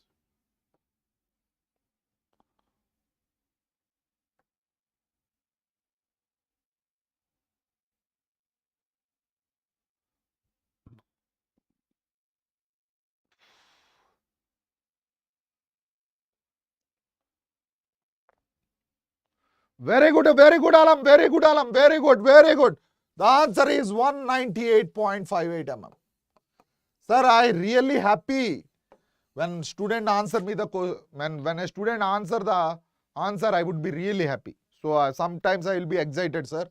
But this is the answer, 198.58. Sir, this question also I will tell you in a simple way, amma. See, smartness of calculation is very important, my dear students. 10 power 5, you make it 10 cube. Leave the 10 cube. And you have 10 square here. 10 square into 2.1 is 210. 210 into 415, it will be around 2. So it will be 1.8. So 1.8 divided by 10 power 3, that is 1000. So you can write it as 0.0018. So it will be around 0.003.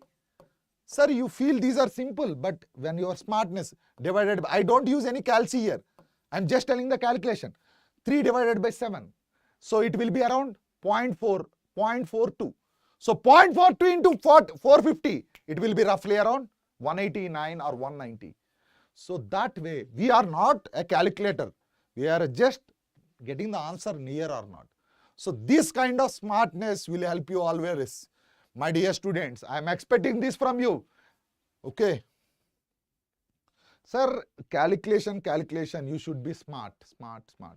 Okay. Sorry for that. Now, Here, what is the other question, Amma? What is the other question? Calculate the moment of resistance of the section. So he's asking how to calculate the moment of resistance of the section.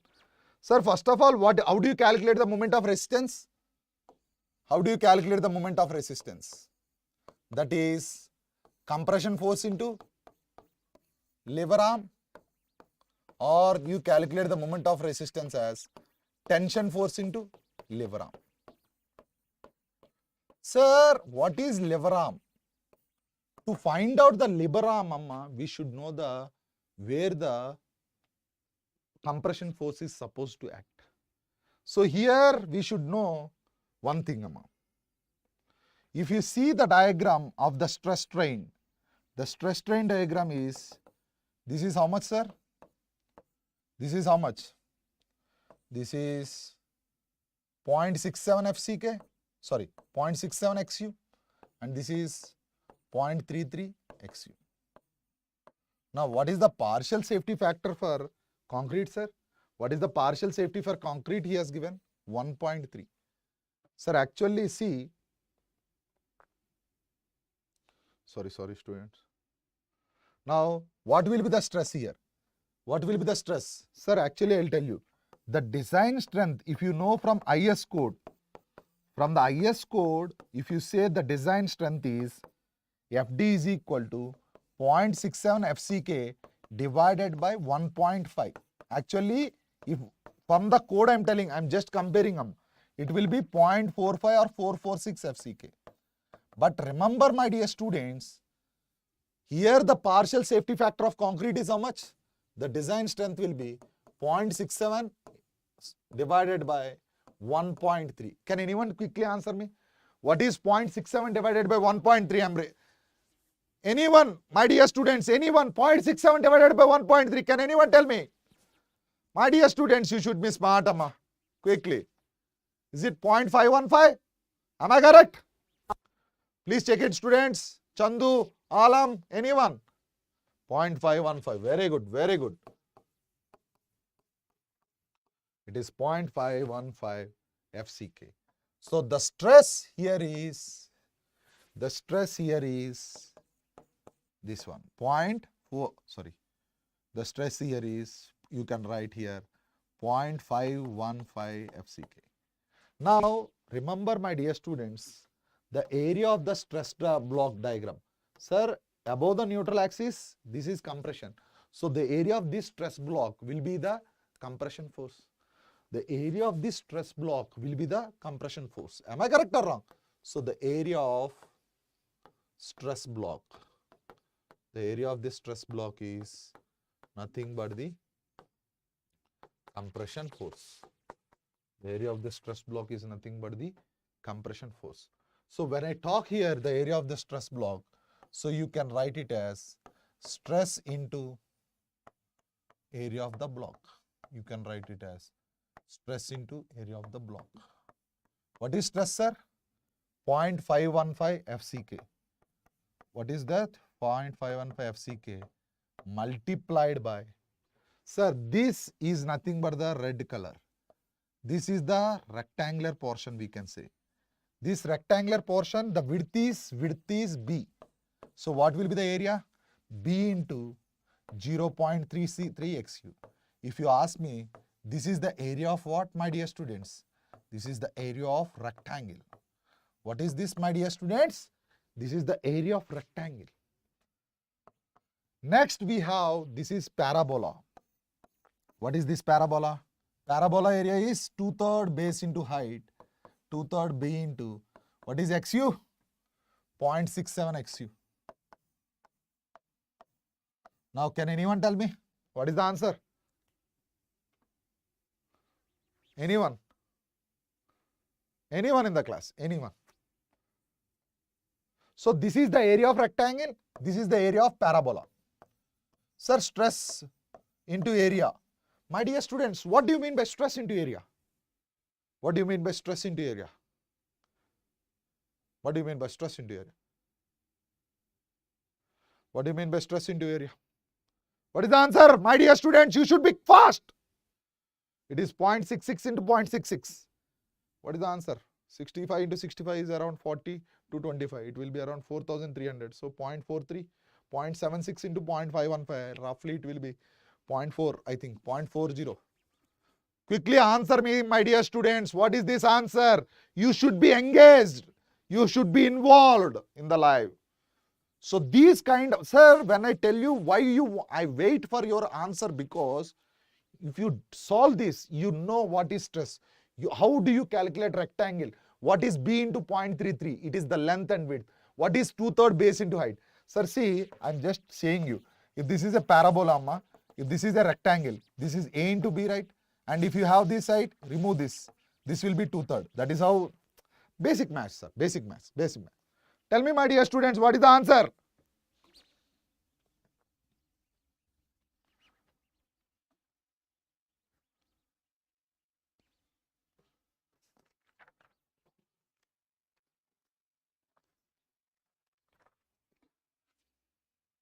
Okay. Okay, students. Okay, okay.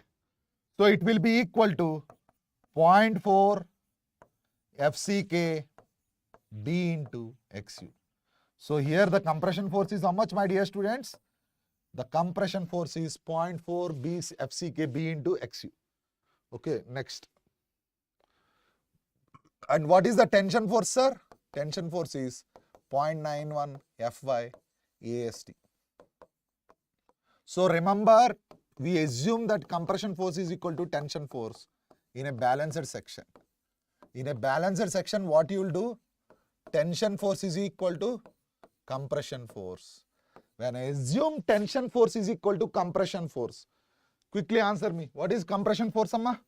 0.4 into FCK BXU is equal to tension force is 0.91 Fy AST. Now, your intention here is, what is XU? 0.91. Fy is how much, sir? What is Fy? 415. And is what is AST, my dear students? What is AST, sir? Quickly, you have to tell me. Quickly. There are 3 bars of 16 mm. Somewhere I have seen that, sir. There are 3 bars of 16 mm. There are 3 bars of 16 mm. Okay.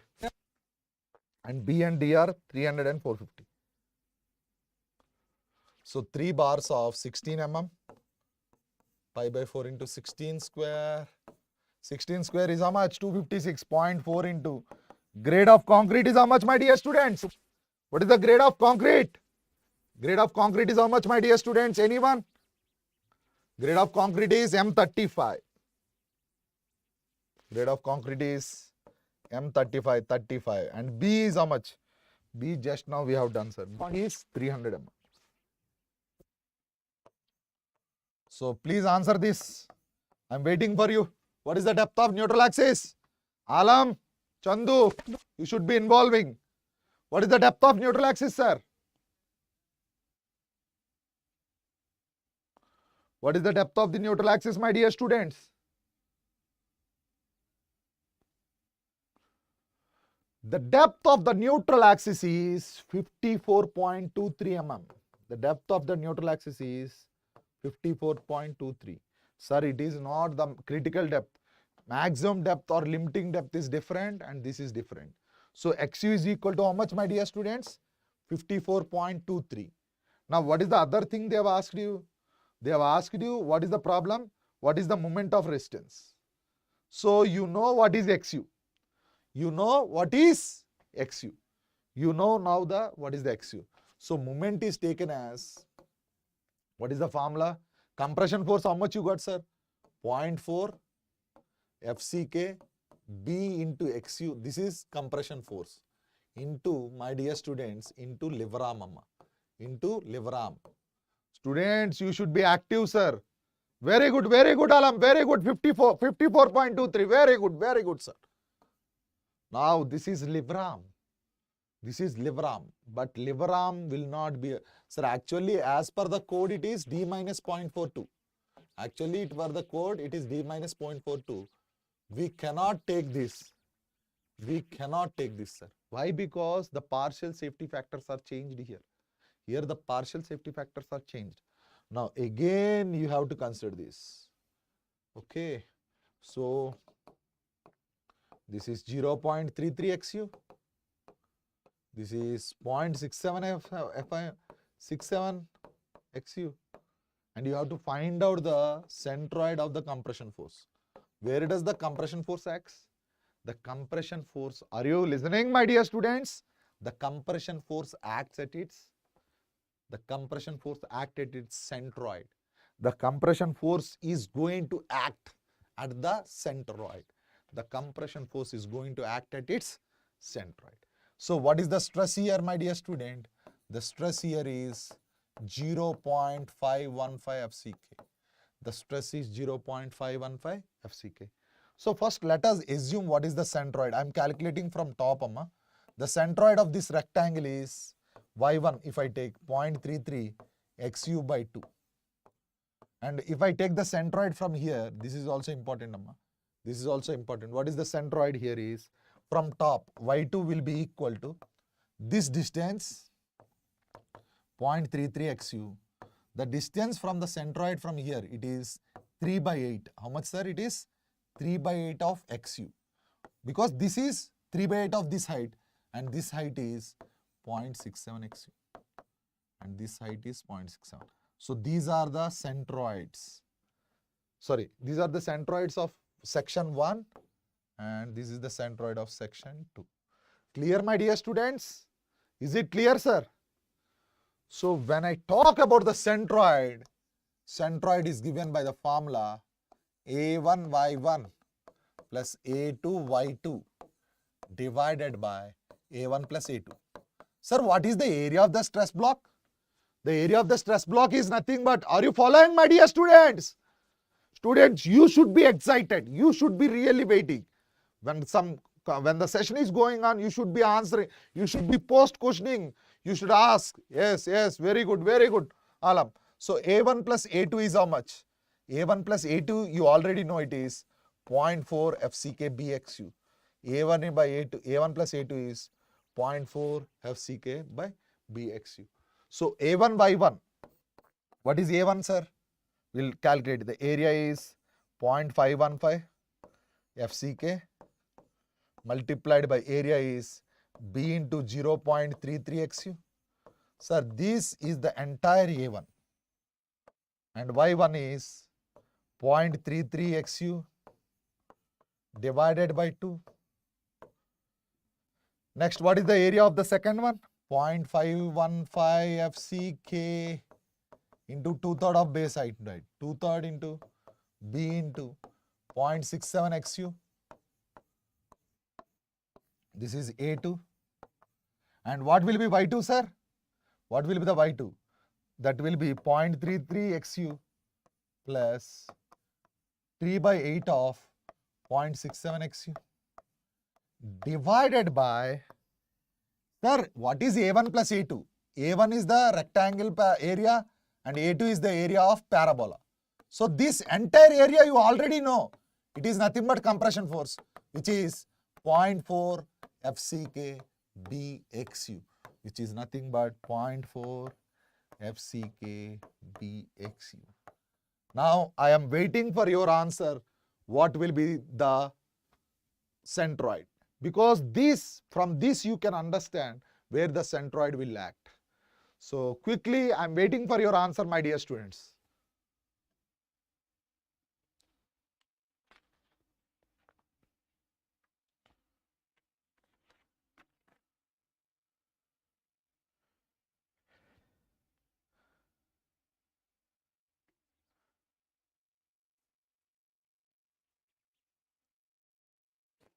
Sir, why I have given the space here is, you should understand what is A1, what is this one is Y1 of rectangle. Sir, these are for the values of rectangle, my dear students. These are the values of rectangle. And these are the values of parabola. These are the values of parabola. So, what is the answer, my dear students? Where is Chandu? Remaining students, please be answering. 0.645 XU. No, Alam, no. No, Alam, no. Just calculate it. It will be around 0.39 XU, my dear student. It will be around 0.39 XU. And this 0.39 XU is from top, sir. This 0.39 XU is from top. This is from top, my dear student. This is from top. Okay. Sir, calculation, you can check it. Now see, student. Now I am pretty sure you will understand. I am writing the final for values. This is 0.91 Fy AST. This is known as tension force. And we have the compression force, that is 0.4 FCK B into XU, right? And this is going to act from top 0.39 XU. So the distance from top to the placement of the steel bars is D. The distance from top to the placement of the steel bars is D. So here, what is lever arm? My dear students, what is lever arm? So lever arm is the distance between the point of application of compression force and tension force. See, students, the distance between the point of application of the compression force and tension force is known as lever arm. So what is lever arm here is, it is nothing but D minus 0.39 XU. This is D minus 3.9 XU. Are you excited? Sir, I am really excited when I do this problem at my college level. So you should be also. So I hope, because when we enjoy the subject, we do this. And now the moment is nothing but, it can be compression force into lever arm. It can be compression force into lever arm, or it can be a tension force into lever arm. So you can write compression force is equal to 0.4 FCK B into XU into D minus 0.39 XU. Now can you quickly tell me what is FCK? I think FCK is how much, my dear students? Anyone? What is FCK value, sir? FCK is 35. And what is B value? 300. FCK is 35, B value is 300. What is XU? XU is somewhere around 54.23. Is it 54.23 we got? Yes, 54.23.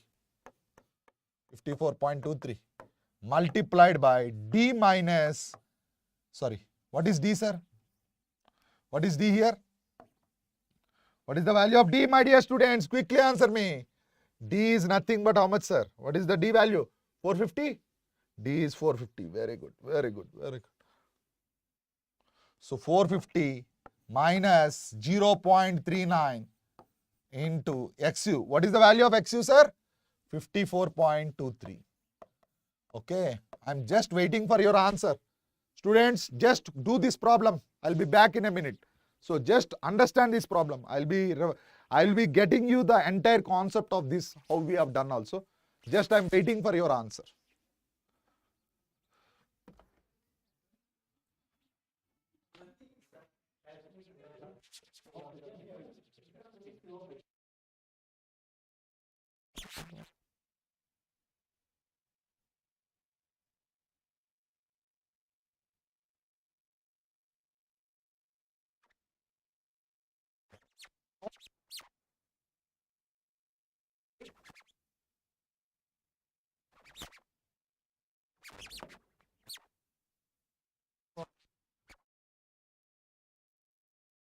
This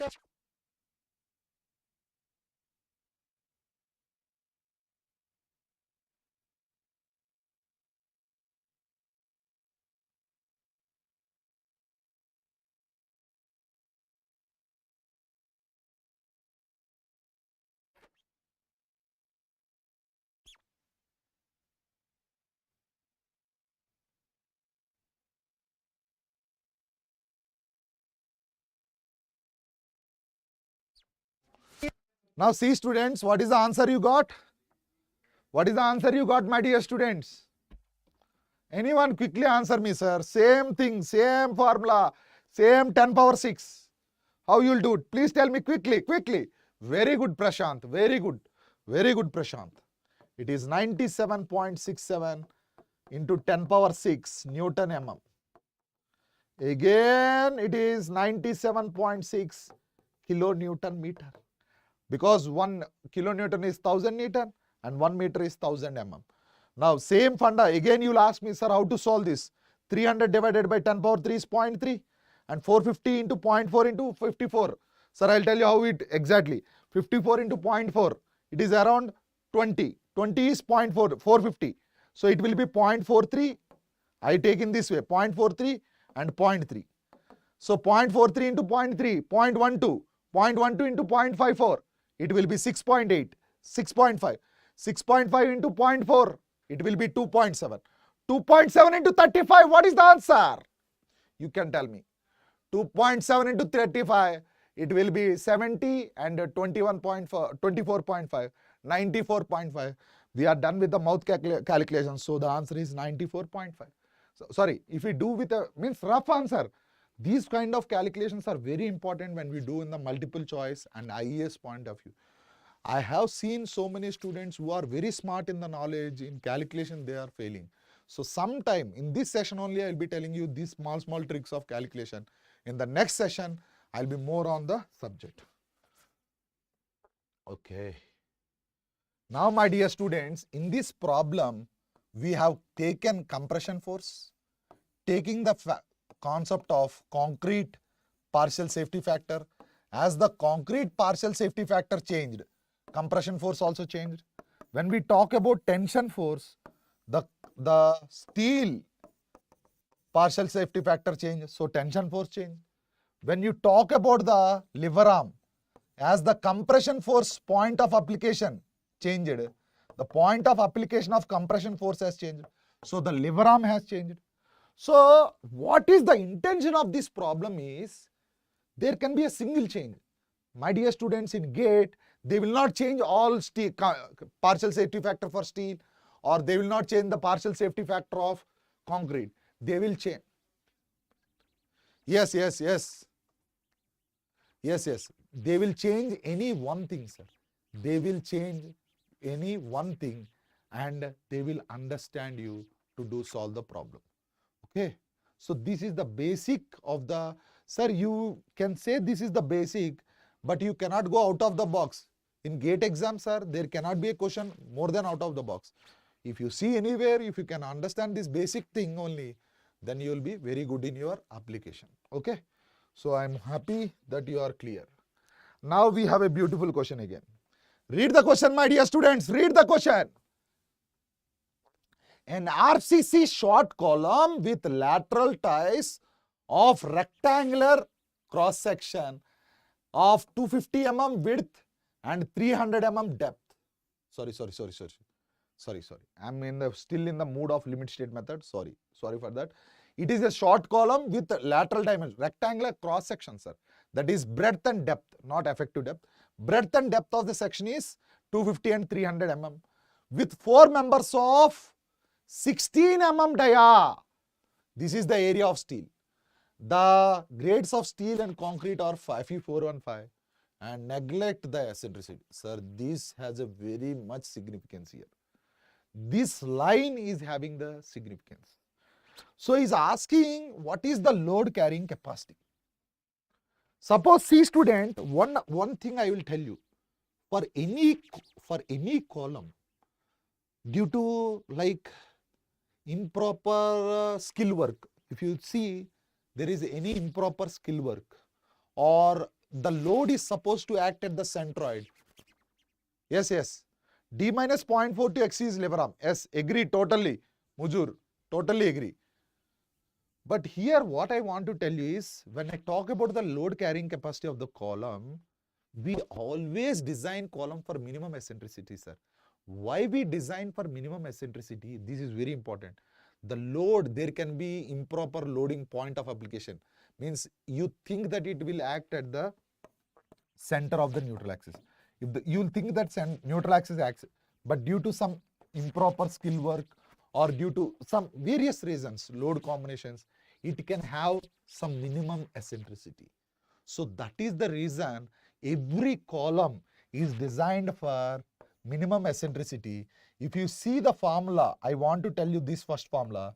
If you see for minimum eccentricity, the ultimate load formula is 0.4 FCK AC plus 0.67 FY ASC. This is from the code, Amma. This is from the code. So this is the load carrying capacity of concrete. This is the load. Sir, if you see the limit state method, it is 0.45, but here it is 0.4. Why this 0.4? Minimum eccentricity. And here it is 0.67 Fy. This is due to steel and this is due to the concrete. So because in a column we have both the steel bars and the concrete bars. So the ultimate load is given by what, my dear students? 0.4 FCK AC plus 0.67 FY ASC.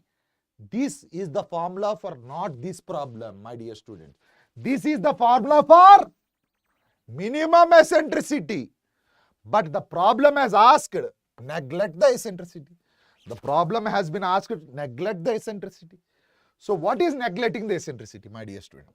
So ultimate load is given by the formula here, 0.45 FCK. So this AC plus 0.75 FY ASC. Sir, what is AC? Remember, my dear students, AC is nothing but the area of concrete. What is AC, sir? Area of concrete. So when I talk about area of concrete, sir, see, how do you calculate the area of concrete? If there are some steel bars, how many steel bars are given here? There are 4 members of 16 mm dia. So there are 4 bars which are of how much dia? 16 mm dia. There are 4 bars of 16 mm dia, my dear students. There are 4 bars of how much dia? 16 mm bars. So if you consider the gross area, the entire gross area minus the steel area will give you the area of concrete. Agree? So area of concrete can be written as AG minus ASC. What is AG minus ASC? Gross area. AG is nothing but the gross area. And ASC is nothing but the area of steel in compression. Area of steel in compression.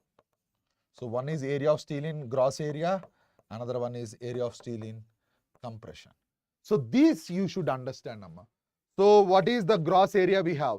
One is 250 into 300, 250 into 300 minus 4 bars of 16 mm dia. 4 into pi by 4 into, sorry, 4, sorry for that, 4 into pi by 4 into 16 square. So this will be the area of concrete. Similarly, what will be the area of steel in compression? 4 into pi by 4 into 16 square. Agree, my dear students? So when I talk here, what is FCK? Sorry, sir. Here it is FCK, my dear students. What is the grade of concrete? Grade of concrete is M20. Grade of steel is, so PU is equal to 0.45 FCK. Grade of concrete 20. Grade of steel is how much? Area of concrete is how much? Sorry, students. Sorry. Area of concrete is how much? 250. Sir, is it 250 into 300? 350? See, 250 into 300. Sir, you have to tell me that, sir. 250 into 300 minus 4 into pi by 4 into 16 square plus 0.75 Fy. Fy is how much, sir? Is it 415, Amma? Is it 415? Yes, it is 415. Fy, area of steel in compression, that is 4 into pi by 4, 16 square. So this is how we teach. This is the area due to, this is the load carrying capacity of concrete and this is the load carrying capacity of steel. If you combine this, what will be the answer, sir? Anyone? It will be 918 into 10 power 3. It will be roughly 918 kilonewton. Sir, I'll give you 2 minutes of time. Please check it carefully. Again, when there is eccentricity 0, please note down the formula. 0.45 FCK AC plus 0.75 Fy area of steel in compression. Agree, my dear students? Agree? So this formula you have to keep in mind when eccentricity is 0. Whenever there is eccentricity, this 0.45 will reduce. Sir, another important thing I will tell you, Amma. People have this tendency. Sir, whether this formula is for E0 or that is the formula for minimum eccentricity. Sir, whenever there is an eccentricity, the load carrying capacity will reduce. If you have some eccentricity, there is a moment action. Due to that moment action, the load carrying capacity will reduce. So, lesser values for minimum eccentricity, higher values for eccentricity 0. This is the smart way how you can remember the two formulas. Agree, sir? Agree? Quickly. I hope you are clear. Is it clear, sir? Is it clear? Students, you should be enthusiasm to listen. We'll move on to the next question. This is another beautiful question, sir. This is another beautiful question. Please read this question. Please read this question. Alam, you are always there to reply me. You are always there to reply me. Thank you. But I hope you are understanding the concepts clearly. Not only you, I want everyone to go through the concepts clearly. Okay? My intention is through this session, I want to clear all the topics. Sir, I have a doubt. Definitely you can ask, Alam. Definitely you can ask. What is your doubt? You just post it. Meanwhile, I'll read the question for the other people. An RCC beam of rectangular cross section has a factored shear force of 200 kilonewton and the width is 250 mm. Effective depth is 350 mm. Assume 0.2. Sir, this is design shear strength. That is tau c. The maximum allowable shear stress. Sir, actually this is the beautiful thing, sir. If two-legged 10 mm dia stirrups, FE 250 grade. Okay. Sir, what is the grade of concrete? Grade of concrete is not given because tau c max is given. Okay. Quickly, can you tell me, sir? Alam, I am waiting for you. What is the question you have?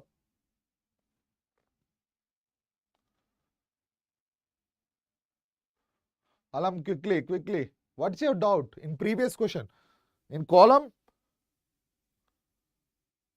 What's your doubt? Alam, quickly. Because remaining students are also waiting. I am waiting for your question quickly.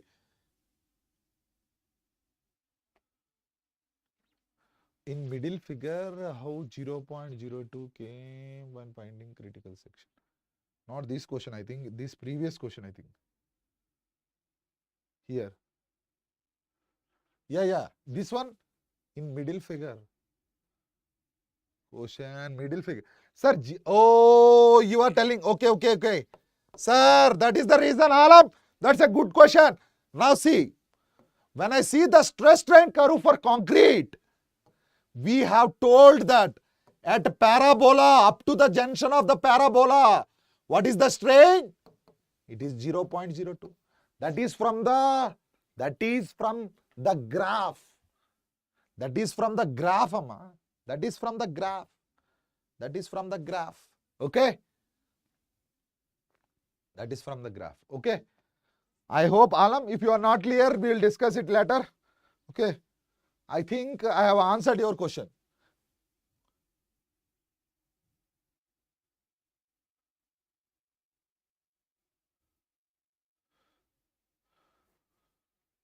Sir, we need to buy hard it. We need to buy. Sir, that is a question from the IS 456. Amma. We need to buy hard it means yes. I say yes. Because that is the values given from IS code, Amma. They have done some set of soil samples and they have come up with the results. What do you call Bureau of India Standards?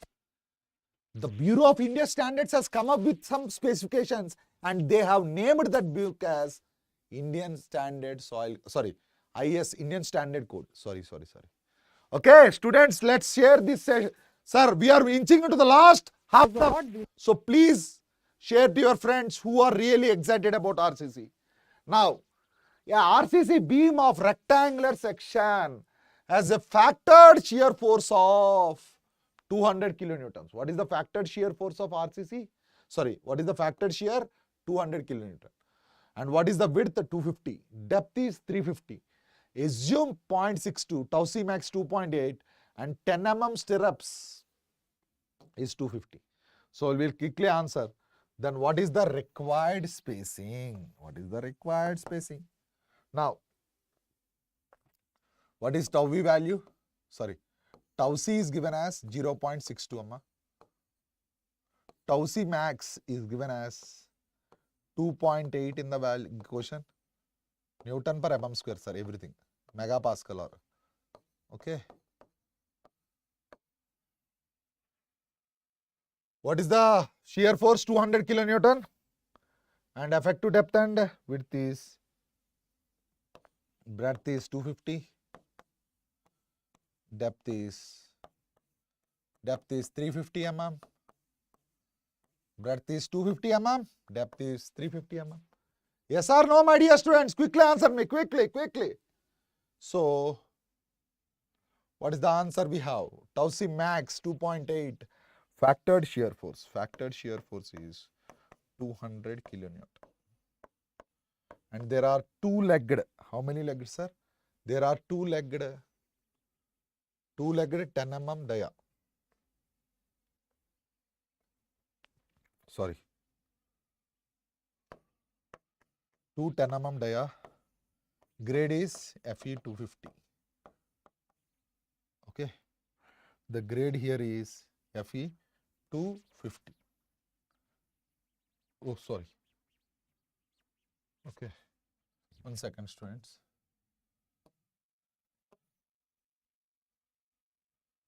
The grade here is FE 250.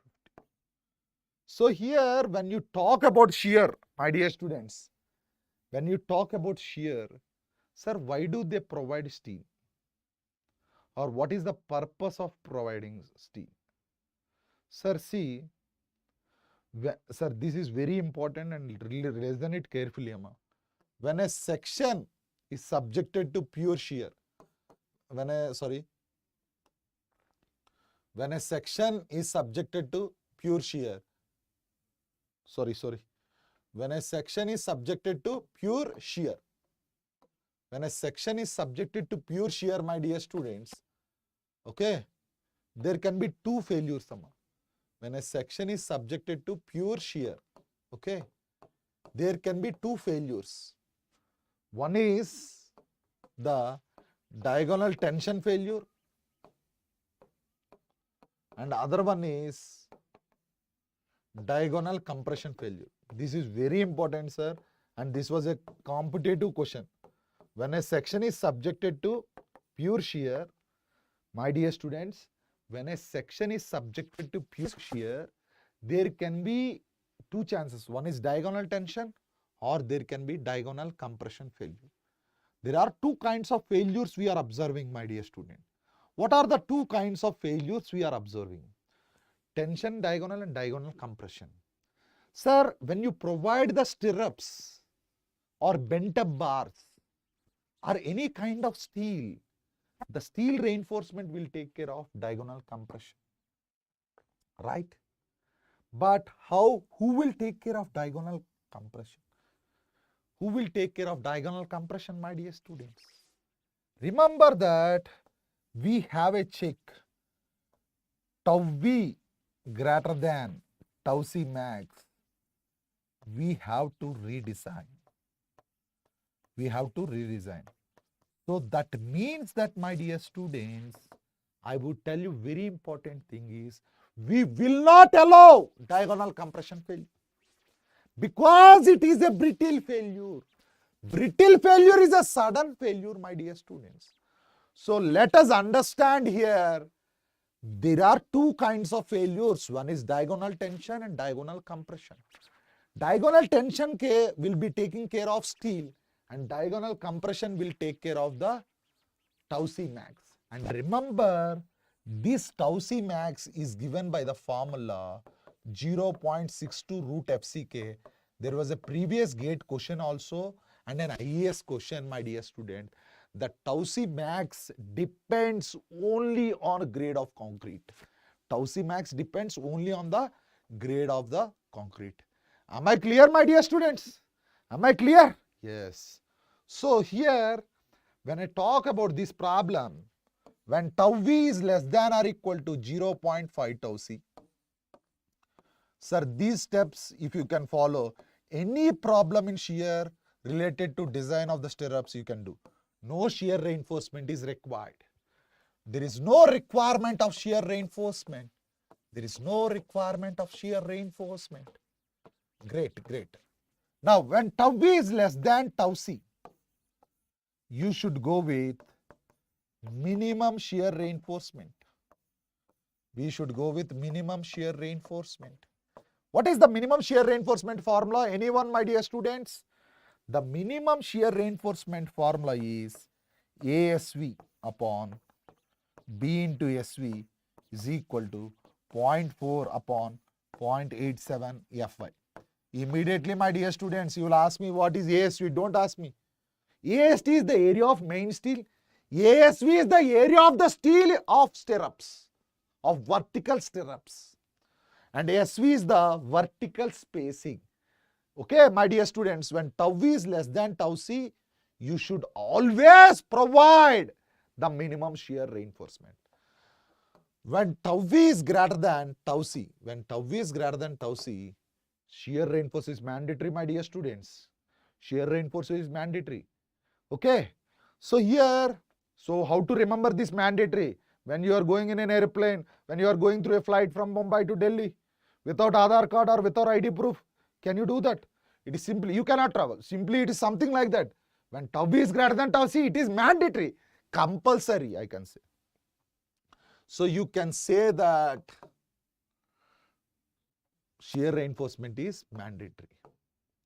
Sir, when you are telling that tau v less than tau c, you always provide the minimum shear reinforcement, right? You always provide the minimum shear reinforcement, right? Now, what is my intention is, when tau v is greater than tau c, we have design shear force. We have a concept called design shear force. My dear students, you should tell me, what is the design shear force is tau v minus tau c.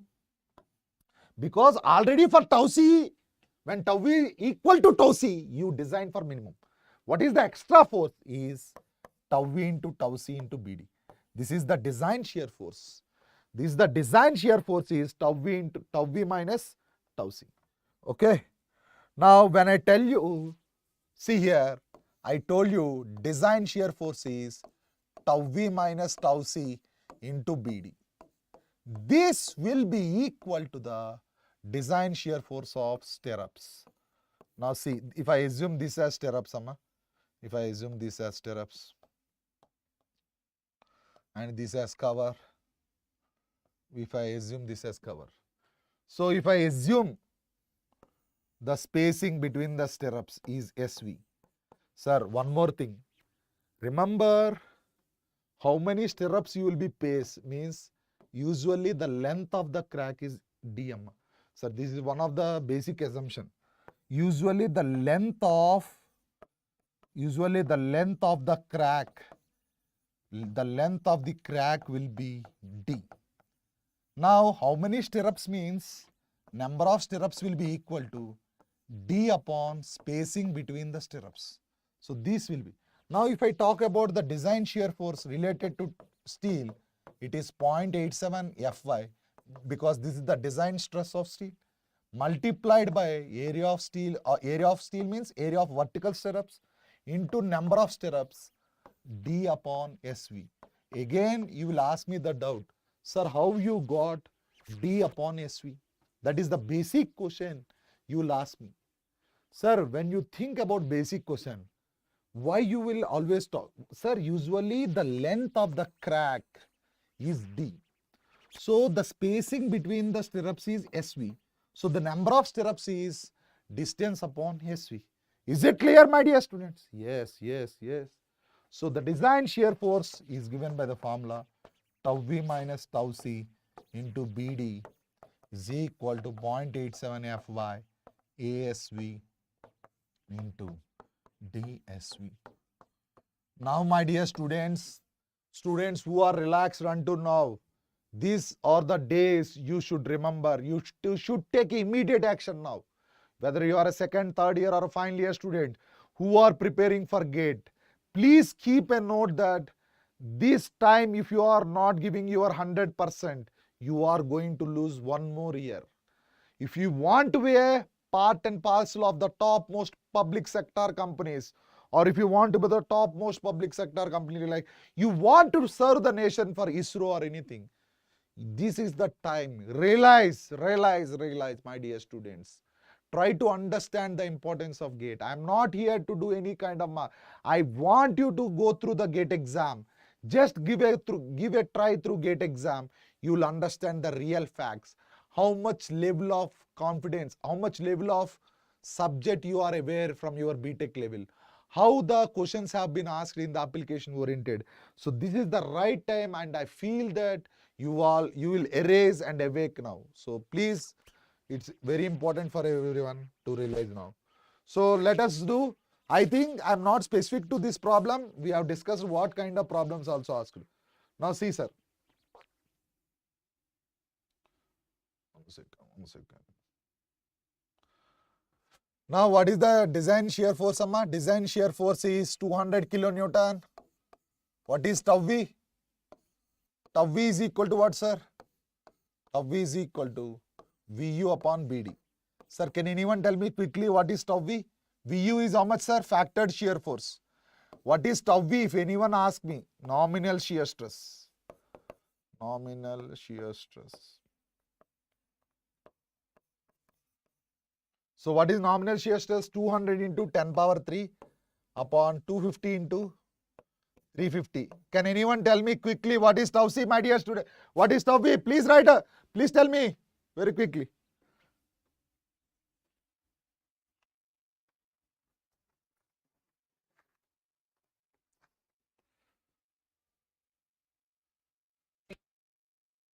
Anyone, my dear students? What is the value? Quickly answer me, my dear students.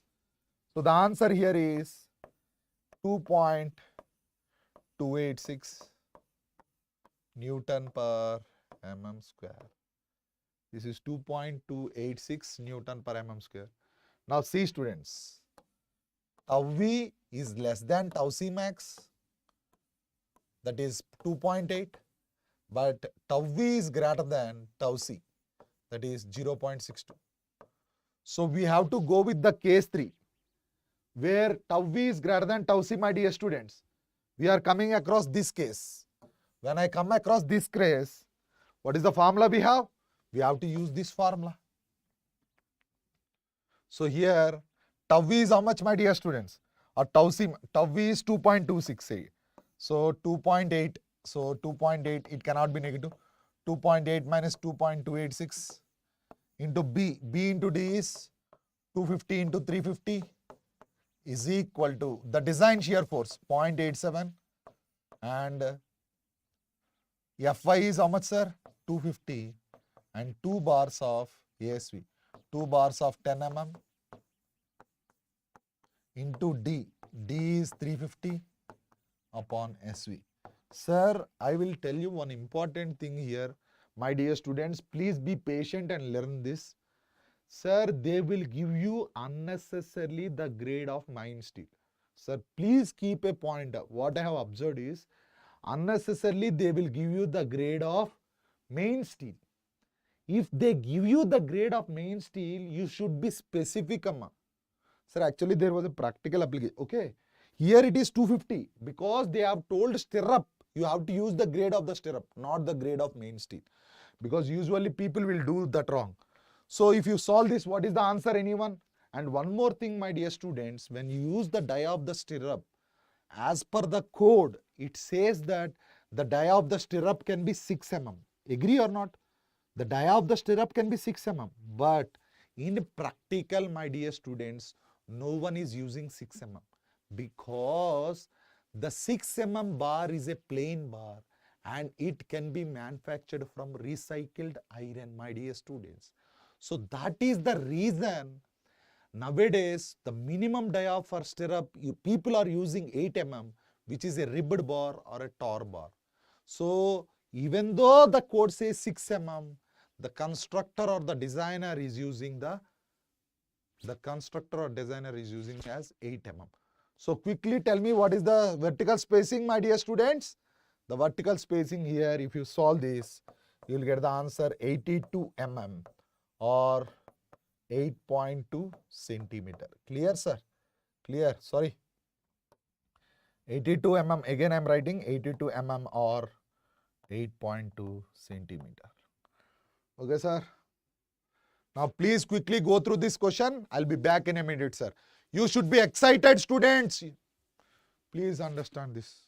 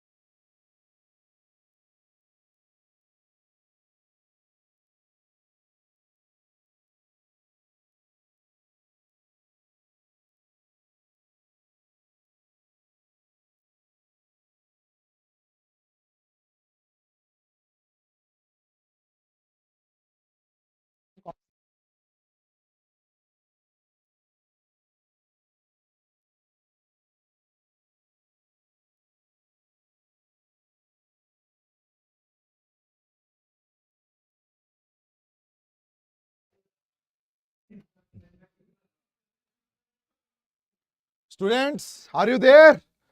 Let us read this question. Okay. The frequency distribution of the compressive strength of 20 concrete cubes is given and the number of specimens with compressive strength equal to F MPa. The compressive strength is F MPa.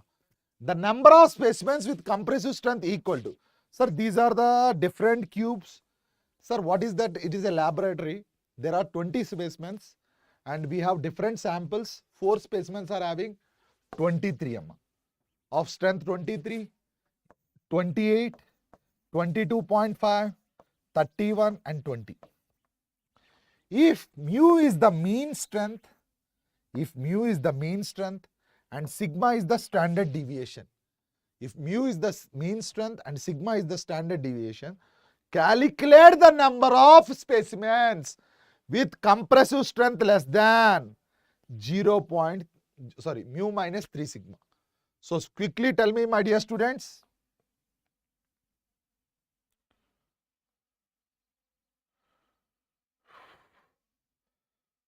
So how many cubes are there? 23 cubes, strength 23 MPa, 4, 28 2. Please write it, students. 28 strength 2. And we have 22.55. 22.55. We have 31.5. And we have 29. That is how much, sir? 10, 16, 4, I think. Okay, this is 4. Now he is asking, what are the cubes which are having strength less than mu minus 3 sigma? So here what I would like to understand from you, my dear student. What is the one thing you have to understand here? Can you tell me, my dear students, anyone? What is mu, sir? What is mu, my dear students? Mu is nothing but the average. So you can write 4 cubes of 23, okay, plus 2 cubes of 28, plus 5 cubes of 22.5, plus 5 cubes of 31, plus 4 of 29. Divided by total number of cubes is how much, sir? Divided by 20. Can you tell me what is the answer quickly? Please solve it and tell me, my dear students.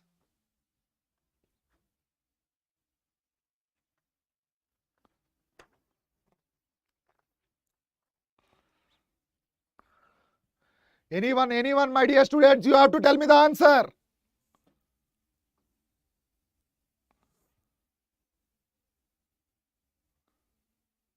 Thank you, sir. Thank you, sir. Trip. Thank you, sir. And Prajna sir is also one of our mechanical faculty, sir. He is a very experienced faculty for heat transfer and fluid mechanics. Thank you, sir. Thank you, Prajna sir. Thank you. Students, if you want to learn really fluid mechanics or heat transfer, he is the right person to learn.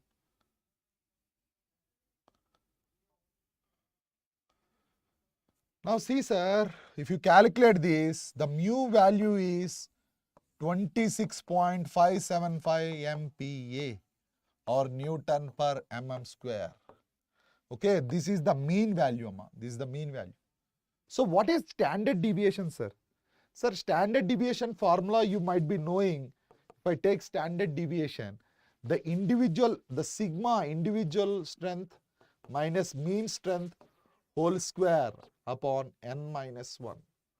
This is the formula for standard deviation.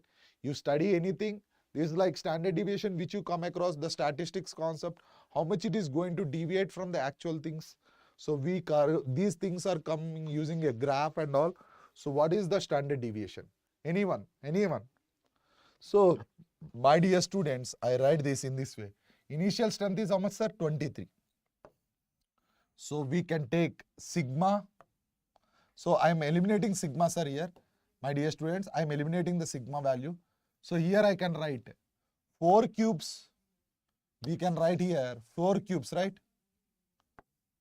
4 cubes of 23 minus, what is the standard deviation? What is the average we got, sir? We should get the average. 23 minus 26.575 whole square plus 2 into 28 minus 26.575 whole square plus 5 into 22.5.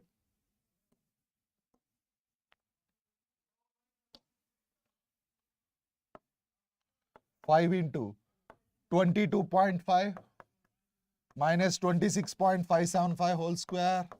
Sir, everything will have, this entire thing will have square root, Amma. This entire thing will have a square root, my dear students.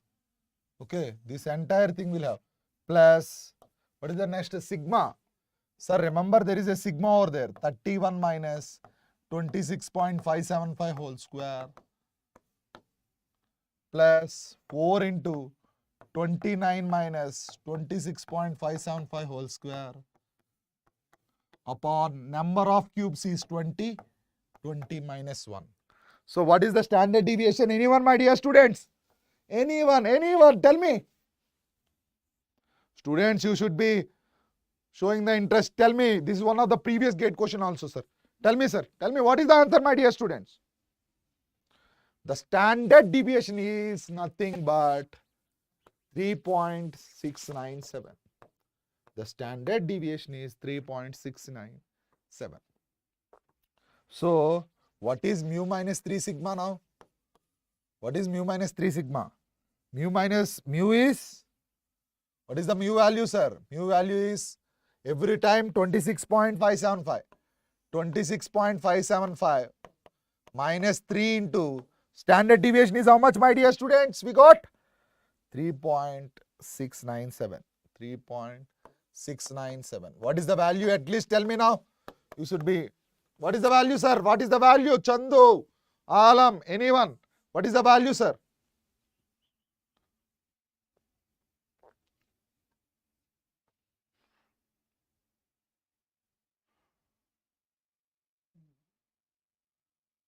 What is the value, my dear students?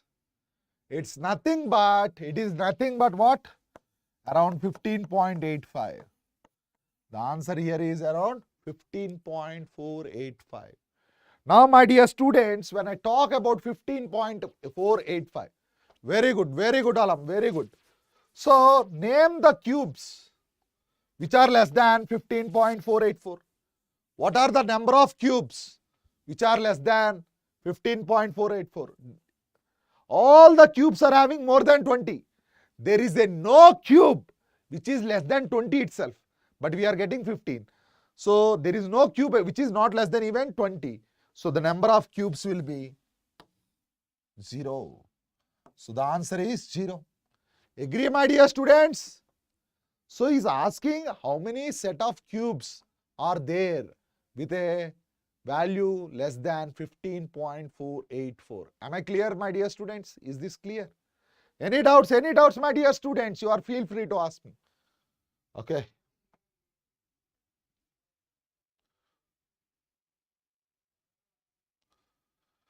Now see student, please read this question, sir. I'll give you 1 minute of time. Please read that question carefully.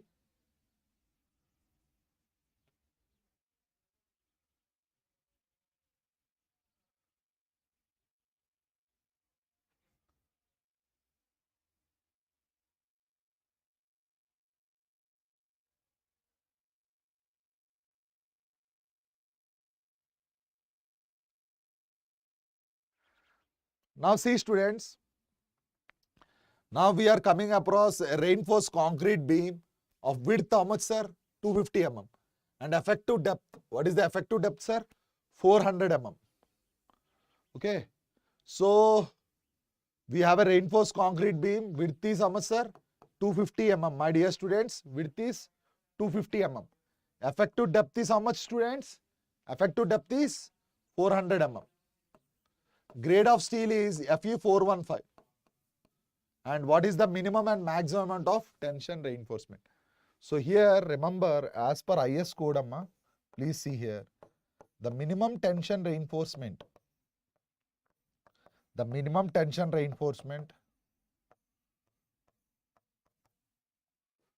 so is given by the formula AST upon BD is equal to 0.85 upon Fy.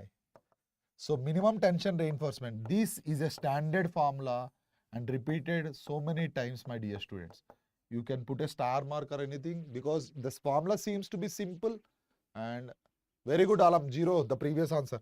So AST is equal to 0.85 into, okay, 0.85 divided by Fy is how much? 415. And the section is how much, sir? 250 into 400. 250 into 400. If you solve this, you will get a value of the minimum tension reinforcement value is 205 mm square. The minimum tension reinforcement is how much, students?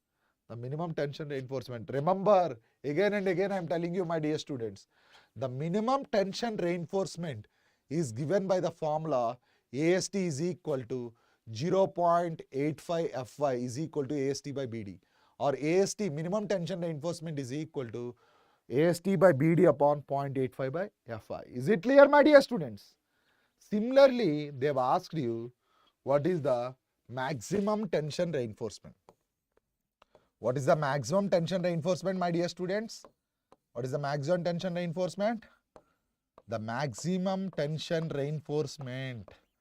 What is the maximum tension reinforcement, my dear students? Anyone in the class? Anyone? The maximum tension reinforcement is remembered as 4 percentile of gross area. It is 4 percentile of gross area, that is equal to 0.04 BD. Okay, D is nothing but overall depth, amma. Sir, this was the objective question also. Sometimes they will give you small d. If they give you 0.05 into B into D, this is wrong. Gross area means you have to take the overall depth. You have to take the overall depth. Okay. The RCC is a kind of subject. It's not there for shortcut or anything. It's a kind of subject where you should show enthusiasm to learn the design concepts, or it will be very helpful in design and all. So this will be equal to 0.04.